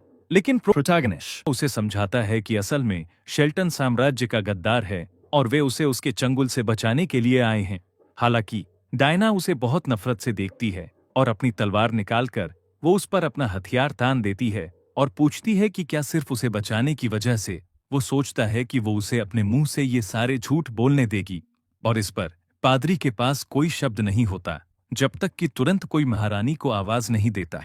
ऐसा इसलिए क्योंकि ये उसकी वफादार बॉडीगार्ड्स हैं जो बहुत उदास होकर घुटनों पर बैठ जाती है, जिससे डायना चौंक जाती है, जिसे कुछ समझ नहीं आता। तो लड़कियां उसे बताती हैं प्रोटैगनिस्ट झूठ नहीं बोल रहा है क्योंकि मास्टर लूसिया ने उनसे उसे बचाने की भीख मांगी थी। लेकिन रानी को इन बातों पर यकीन नहीं होता। जिंगसान फिर कहती है कि प्लीज साउंड ट्यूब नंबर 13 चालू करें क्योंकि जब वो उसे चालू करेगी तो सब कुछ समझ जाएगी। हालांकि एर्जा जानना चाहती है कि उसे साउंड ट्यूब्स के बारे में कैसे पता है, लेकिन नीले बालों वाली लड़की बताती है कि मास्टर लूसिया ने उन्हें इसके बारे में बताया था। और बहुत सोच में डूबी वो सुनहरे बालों वाली लड़की अपनी तलवार को जोर से पकड़ती है और बहुत गंभीरता से वो जानना चाहती है कि लूसिया कहाँ है ताकि वो उसके इरादे जान सके, लेकिन उसे तुरंत एहसास होता है कि वो ट्यूब कहाँ जुड़ती थी। दूसरी तरफ हम उस विशाल मास्टर को देखते हैं जिसे दो शूरवीर ले जा रहे हैं, और अपने मन में लूसिया उम्मीद करती है कि वे बिना किसी परेशानी के महारानी तक पहुंच गए होंगे। इस बीच एक याद में हम सुनहरे शूरवीर की प्रोटा से मुलाकात देखते हैं, जहां आखिर में उन्होंने गलती से एक दूसरे को किस कर लिया था। ये ऐसे होंठ हैं जो उस एहसास को नहीं भूलते। ऐसा इसलिए है क्योंकि ये महान शेल्टन है जो पूरी शान से शराब पीते हुए पूर्णिमा के चांद को देख रहा है, जब तक कि उसके पीछे लूसिया ड्यूक को सम्मान देने नहीं आ जाती। लेकिन इंपीरियल मार्शल उसका नाम लेता है क्योंकि उसे समझ नहीं आता कि उसकी उसे देखने की हिम्मत कैसे हुई, जिससे वो मासूम नौकरानी चौंक जाती है। इस बीच जहां प्रोटा है, हम सबको हैरान देखते हैं। ऐसा इसलिए है क्योंकि वे दीवारों पर ट्यूबों से भरी एक संकरी जगह से गुजर रहे हैं। तो डायना बताती है कि उसके पिता को सब पर शक था और वो इसका इस्तेमाल अपनी प्रजा और विदेशी मेहमानों को कंट्रोल करने के लिए करता था। वो आगे बताती है कि उस आदमी ने साम्राज्य के इंजीनियरों को महल में गुप्त रूप से साउंड ट्यूब का एक सिस्टम बनाने का आदेश दिया था, लेकिन काम खत्म होने के बाद राजा ने सभी इंजीनियरों को खत्म करने का आदेश दिया ताकि ये राज सिर्फ उसे पता हो। वो उसका पिता है, दूसरा सम्राट जिसे गुस्सैल एक आंख वाला दैत्य कहा जाता था। और आगे बढ़ते हुए सब अपनी मंजिल पर पहुंचते हैं। महारानी कहती है कि वो उस कमरे में पहुंच गए हैं जहां से वो महल में कहीं की भी बात सुन सकते हैं। बहुत घबराहट के साथ महारानी जानना चाहती है कि लूसिया को इतना सब कैसे पता था, लेकिन सही साउंड ट्यूब को एक्टिवेट करते ही उसी पल वो मालकिन चिल्लाती है कि ब्लड मून महारानी को मारने में नाकाम रहा है, इसलिए अब यह काम मैं खुद करूंगी। तो वो मार्शल ध्यान से सोचने लगता है और कहता है कि वो उसे एक और मौका दे सकता है, और अपना प्याला भींचते हुए कहता है कि कोई फर्क नहीं पड़ता क्योंकि अब उसे तब तक इंतजार करना होगा जब तक महारानी और वो शादी नहीं कर लेते। ये सुनकर वो औरत पूरी तरह से चौंक जाती है, और बात तब और बिगड़ जाती है जब वो नाइट कहता है कि एब्सोल्यूट रीजेंट का पद मिलने के बाद वो कुछ करेगा। शैतानी नजर से वो चिल्लाता है कि वो उस ताकत का इस्तेमाल पूरे साम्राज्य को कंट्रोल करने के लिए करेगा। लेकिन वो आवाज उस जगह से होते हुए एक शेर की मूर्ति तक पहुंचती है जिसमें साउंड रूम का एक ट्यूब लगा हुआ है। तो एक बेजान नजर के साथ बेचारी डायना सब कुछ सुन लेती है और उसके साथ बाकी लोग भी हैरान रह जाते हैं।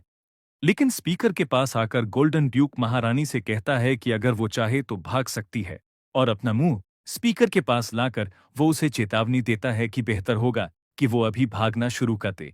उसी पल उस औरत के दिमाग में डर की एक सिहरन दौड़ जाती है और पूरी तरह से घबराकर वो समझ नहीं पाती कि उस आदमी को स्पीकर की जगह के बारे में कैसे पता चला।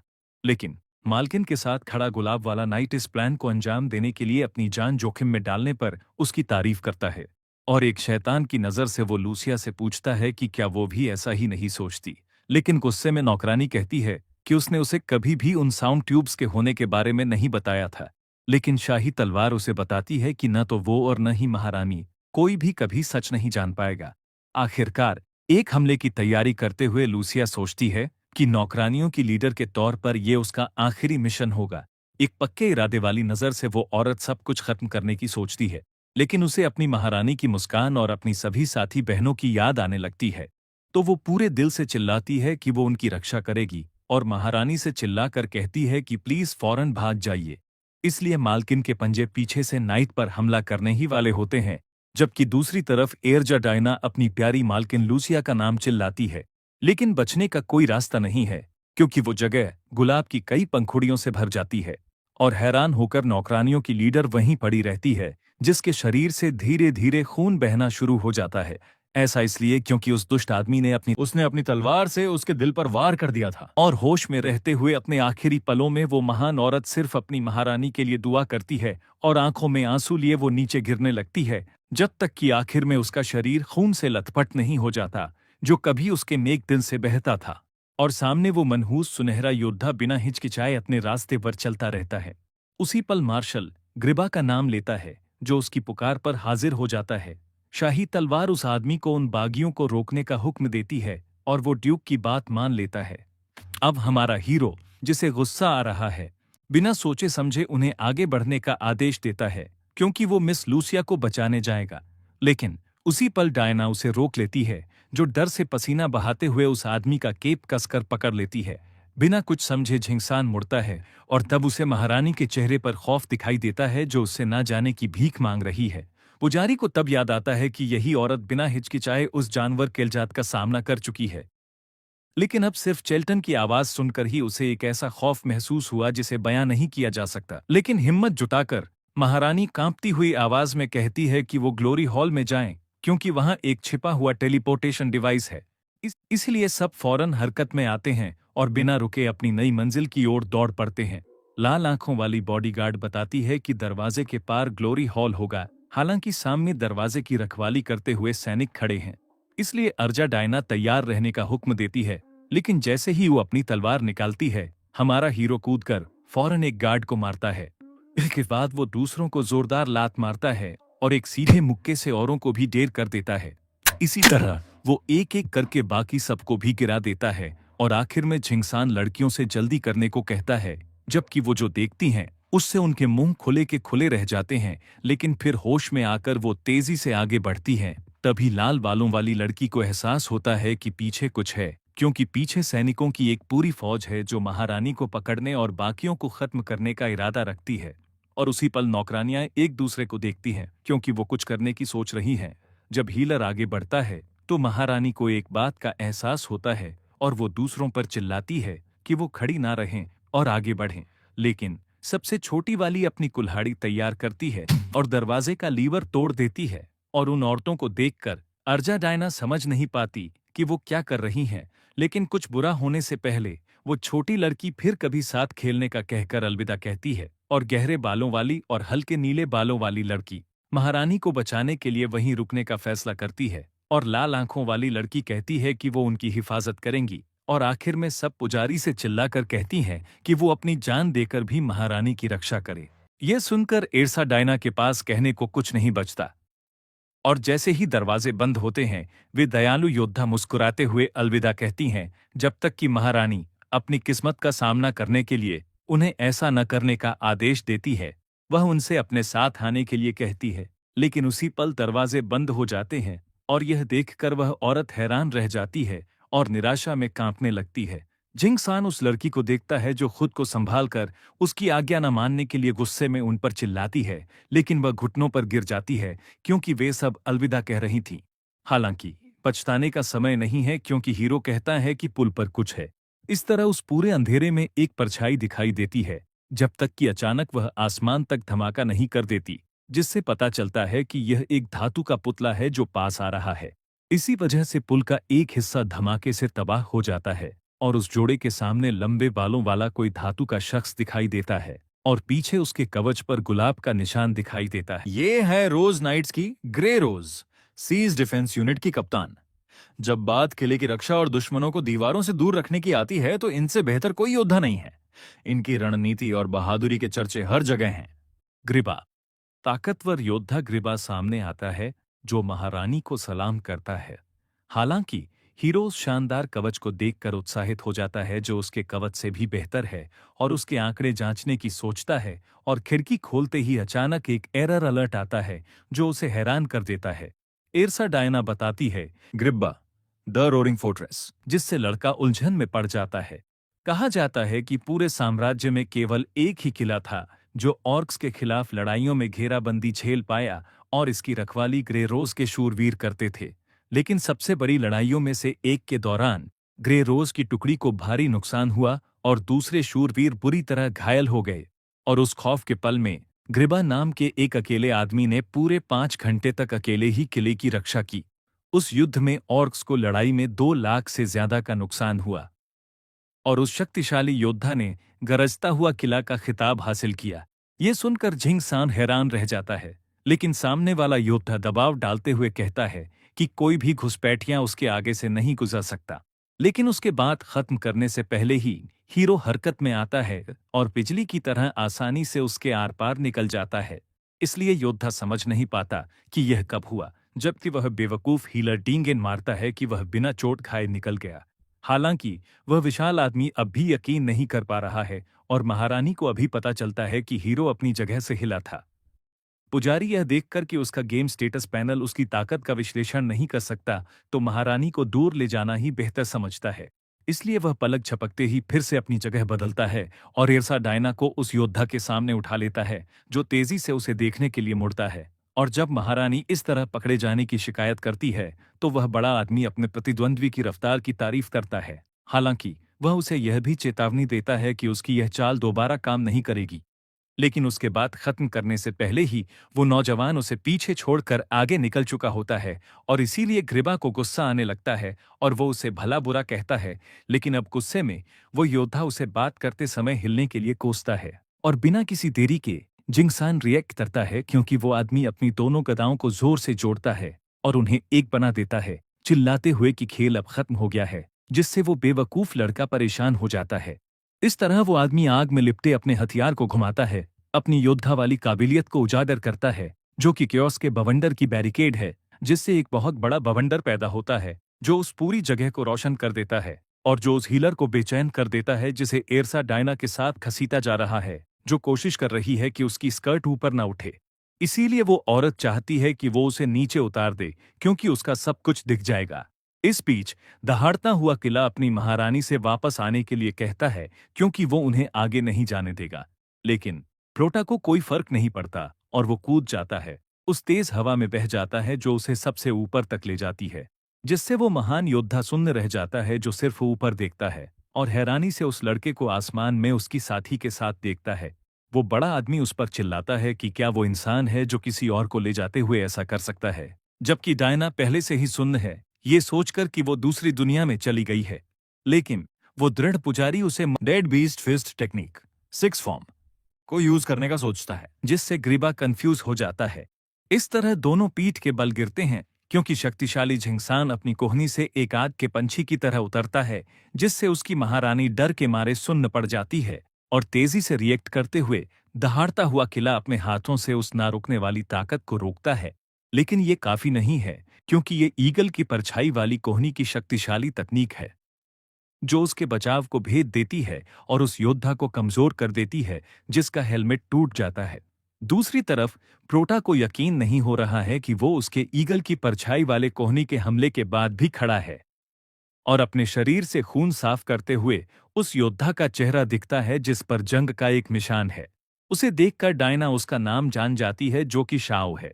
इसीलिए ग्रीबा शुक्रिया अदा करता है और सम्मानित महसूस करता है कि उसकी महारानी किसी ऐसे को याद करती है जो एक आम कारीगर था। हालांकि लड़की जानती है कि सारे साउंड ट्यूब बनाने के बाद उसके साथ कुछ हुआ था, जिससे प्रोटा सतर्क हो जाता है और बिना किसी भाव के वो आदमी कहता है कि उसके पिता ने उसे चुपके से मारने का आदेश दिया था।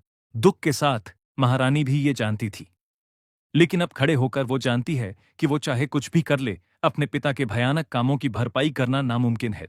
लेकिन उस पर तलवार तान कर वो चिल्लाती है कि चेल्टन के विद्रोह में शामिल होकर वो पूरे देश को धोखा दे रहा है। इस तरह वो उसे सीजर परिवार के आचार संहिता का नियम नंबर 3 याद दिलाती है, जिसके अनुसार गद्दारों को राज परिवार के हाथों मौत की सजा दी जाएगी। लेकिन उसके बाद खत्म करने से पहले ही झिंगसान उसे तेजी से ले जाता है। हैरान योद्धा देखता है कि वो जोड़ा बड़ी तेजी से उसके पीछे से निकल गया है। इस वजह से डायना उस बेवकूफ पुजारी को डांटती है कि उसने महारानी को बोलने क्यों नहीं दिया, लेकिन हीरो जवाब देता है कि वो उसे हरा नहीं सकती, इसलिए वो उस आदमी को बहुत पीछे छोड़ने की सोच रहा है। लेकिन गदे से आग निकलकर उसके सिरे पर जमा हो जाती है और वो इतनी ताकत और तेजी से एक किरण छोड़ता है कि वो उन दोनों से आगे निकल जाती है। वे देखते हैं कि कैसे पुल पर आगे एक बड़ा धमाका होता है। इस वजह से रास्ते का एक हिस्सा तबाह हो जाता है, जिससे उस जोड़े का आगे बढ़ना रुक जाता है। योद्धा ग्रीबा, जिसका हथियार गर्मी से भरा है, उसे चेतावनी देता है कि पार करने के लिए पहले उसे पूरी तरह से हराना होगा। और जिंगसान बस तारीफ करता है कि वो कितना शानदार दिख रहा है, लेकिन आत्मविश्वास से कहता है कि वो तो अपने हाथों में एक सुअर को लेकर भी कूद सकता है। इसलिए शाओ जानता है कि वो एक सुपरमैन है, लेकिन उसके कंधे पर किसी के होने से उसे मुश्किल होगी और अपनी टोटल फायर एक्सप्लोजन को एक्टिवेट करता है। लड़की चाहती है कि वो उसे तुरंत नीचे उतारे, तभी वो नौजवान कहता है कि उसका डिफेंस बहुत मजबूत है और इसीलिए हीरो उसे कहता है कि यही बात तुम्हें मेरे लिए बहुत दिलचस्प बनाती है। तो योद्धा उससे पूछता है कि क्या वो अब महारानी के नाम पर लड़ने वाला है, लेकिन आत्मविश्वास से देखते हुए वो बेवकूफ नौजवान बताता है कि नहीं, क्योंकि वो तो बस एक हीलर है, इसलिए एक पुजारी से लड़ना ज्यादती होगी। यह सुनकर ग्रीबा को यकीन नहीं होता कि उसका रोल एक योद्धा का नहीं है। और पुजारी वाले अपने कपड़े और सामान दिखाते हुए वो पूछता है कि क्या उसे यकीन नहीं हो रहा।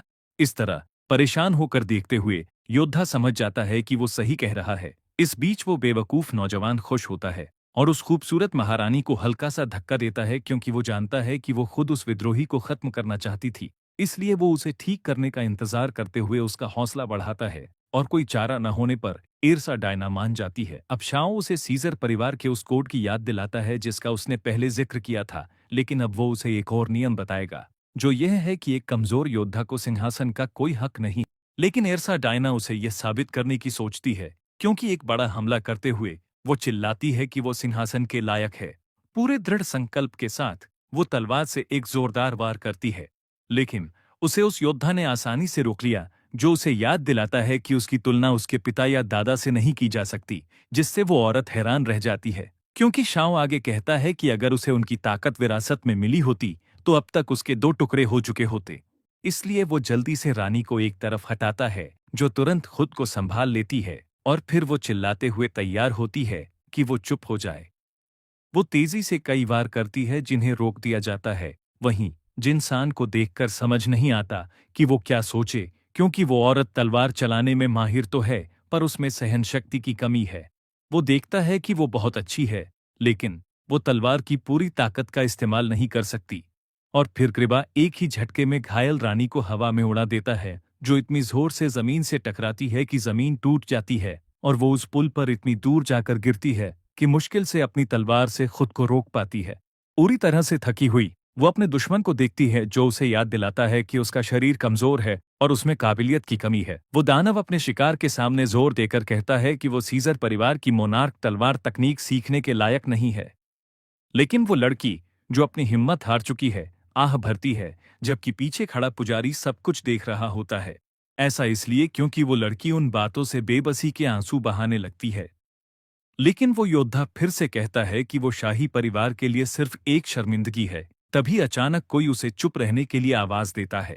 ये हमारा हीरो है, जो कहता है कि वो अपनी बातों में बहुत कठोर हो रहा है। वो नौजवान उस लड़की के पास जाकर दूसरे से कहता है कि एक अच्छा शासक बनने के लिए एक महान योद्धा होना जरूरी नहीं है, जिससे डायना हैरान रह जाती है। फिर भी लड़ाई का राजा चिल्लाकर कहता है कि अगर ताकत ही जरूरी है तो वो खुद भी सिंहासन पर बैठ सकता है। और ये बात सुनकर आंसुओं में डूबी रानी को शांति महसूस होती है। वहीं सामने वो बड़ा सा आदमी बस मुस्कुरा देता है। इस पर जाओ पूछता है कि एक पुजारी बिना किसी खासियत के क्यों लड़ना चाहता है, लेकिन जिनसान बताता है कि उसके पास तो आत्मा की ज्वाला सीखने का लेवल भी नहीं है, इसलिए वो सिर्फ अपनी चालों का इस्तेमाल हौसला बढ़ाने के लिए करेगा। इसलिए हीरो अपनी ऊर्जा को अपनी उठी हुई मुट्ठियों में जमा करता है और जमीन पर मजबूती से खड़ा हो जाता है। ऐसा इसलिए क्योंकि वह डेड बीस्ट फिस्ट टेक्निक 11वां फॉर्म यूज कर रहा है और कहता है एक प्रीस्ट होने के नाते ये मेरा फर्ज है। फिर क्या था, हीरो इतनी जोर से जंप मारता है कि जमीन ही फट जाती है। उसकी स्पीड देखकर वो बंदा हक्का बक्का रह जाता है। रानी भी देखती रह जाती हैं, क्योंकि जिनसान का स्पीड बुल कार्डियक फिस्ट सीधे टारगेट की तरफ जा रहा था। दुश्मन ने अपना सिर बचाने की कोशिश की, लेकिन मैक का जलता हुआ मुक्का सीधे उसकी छाती पर लगा। ग्रीवन को लगा था कि आर्मर उसे बचा लेगा, लेकिन जिनान के मुक्के ने मेटल के कवच में छेद कर दिया। उसे इतना जबरदस्त दर्द हुआ कि वो चीखता हुआ हवा में उड्डियाच गया, जबकि अपना हीरो एकदम कूल खड्डा था। डायना हैरान थी कि एक ही झटके में उस भारी भरकम बंदे को उड्डा दिया गया। उधर वो वॉरियर भी सोच में पड़ गया कि उसका बनाया हुआ मजबूत आर्मर आखिर टूटा कैसे। टक्कर के बाद धमाका हुआ और हीरो बस अपने हाथ को फूंक मार रहा था, क्योंकि वो जल रहा था। तभी एक नोटिफिकेशन आया कि उसे लेवल 3 बोन फ्रैक्चर हो गया है। जिनान समझ गया कि उसका एक हाथ पहले से टूटा था और अब दूसरा भी गया। उसने सोचा कि हीलिंग सीखने के लिए जल्दी लेवल 2 पर पहुंचना होगा। तभी वो रोरिंग फोर्ट्रेस उसकी तारीफ करता है कि तू फाइटर तो कमाल का है, पर प्रीस्ट क्यों बना। हीरो को ताज्जुब हुआ कि 2 तगड़े वार के बाद भी दुश्मन की आधी लाइफ बची थी। अब वो दुश्मन जिनसान को पास नहीं आने दे रहा था और धमाके कर रहा था। रानी चिल्लाई कि बच के रहो, पर तभी एक बड्ढा ब्लास्ट हुआ। धुएं के बीच से जिनसान कूदकर बाहर निकला और दुश्मन के हर वार को डॉज करने लगा। मैक मौका मिला तो उसने सिर पर वार करना चाहा, पर दुश्मन ने ब्लॉक कर लिया और अपनी बद्धी गदा से हमला किया। जिनान बद्धी मुश्किल से उसके रिंग ऑफ फायर से बचकर पीछे हटा। वो परेशान था, क्योंकि धमाकों की वजह से करीब जाना मुमकिन नहीं था और हाथ भी चोटिल थे। तभी उसे एक आइडिया आया और उसने बहुत ऊंची जंप मारी। दुश्मन ने कहा कि तेरी पुरानी ट्रिक अब काम नहीं करेगी और उसने हवा में ही जिनान पर गोले दाग दिए। जिनान मुस्कुराया और अपनी स्टिक को घुमाते हुए उस पर एक जोरदार कंगारू किक मारी। वो स्टिक एक टूटते तारे की तरह सीधे नीचे आई और दुश्मन के गोलों से जा टकराई। चारों तरफ धुआं ही धुआं हो गया। धमाके और धुएं के बीच से उस हीलर की स्टाफ सब कुछ चीरती हुई बाहर निकली। ग्रीबन के चेहरे पर जा लगी। वो विशाल योद्धा बुरी तरह घायल होकर वहीं गिर गया। उसके पास हिलने तक की ताकत नहीं बची। जिंसान जमीन पर उतरकर उसे देखने लगा, जो अब एक बड्ढे से गड्ढे में हारा हुआ पद्धा था।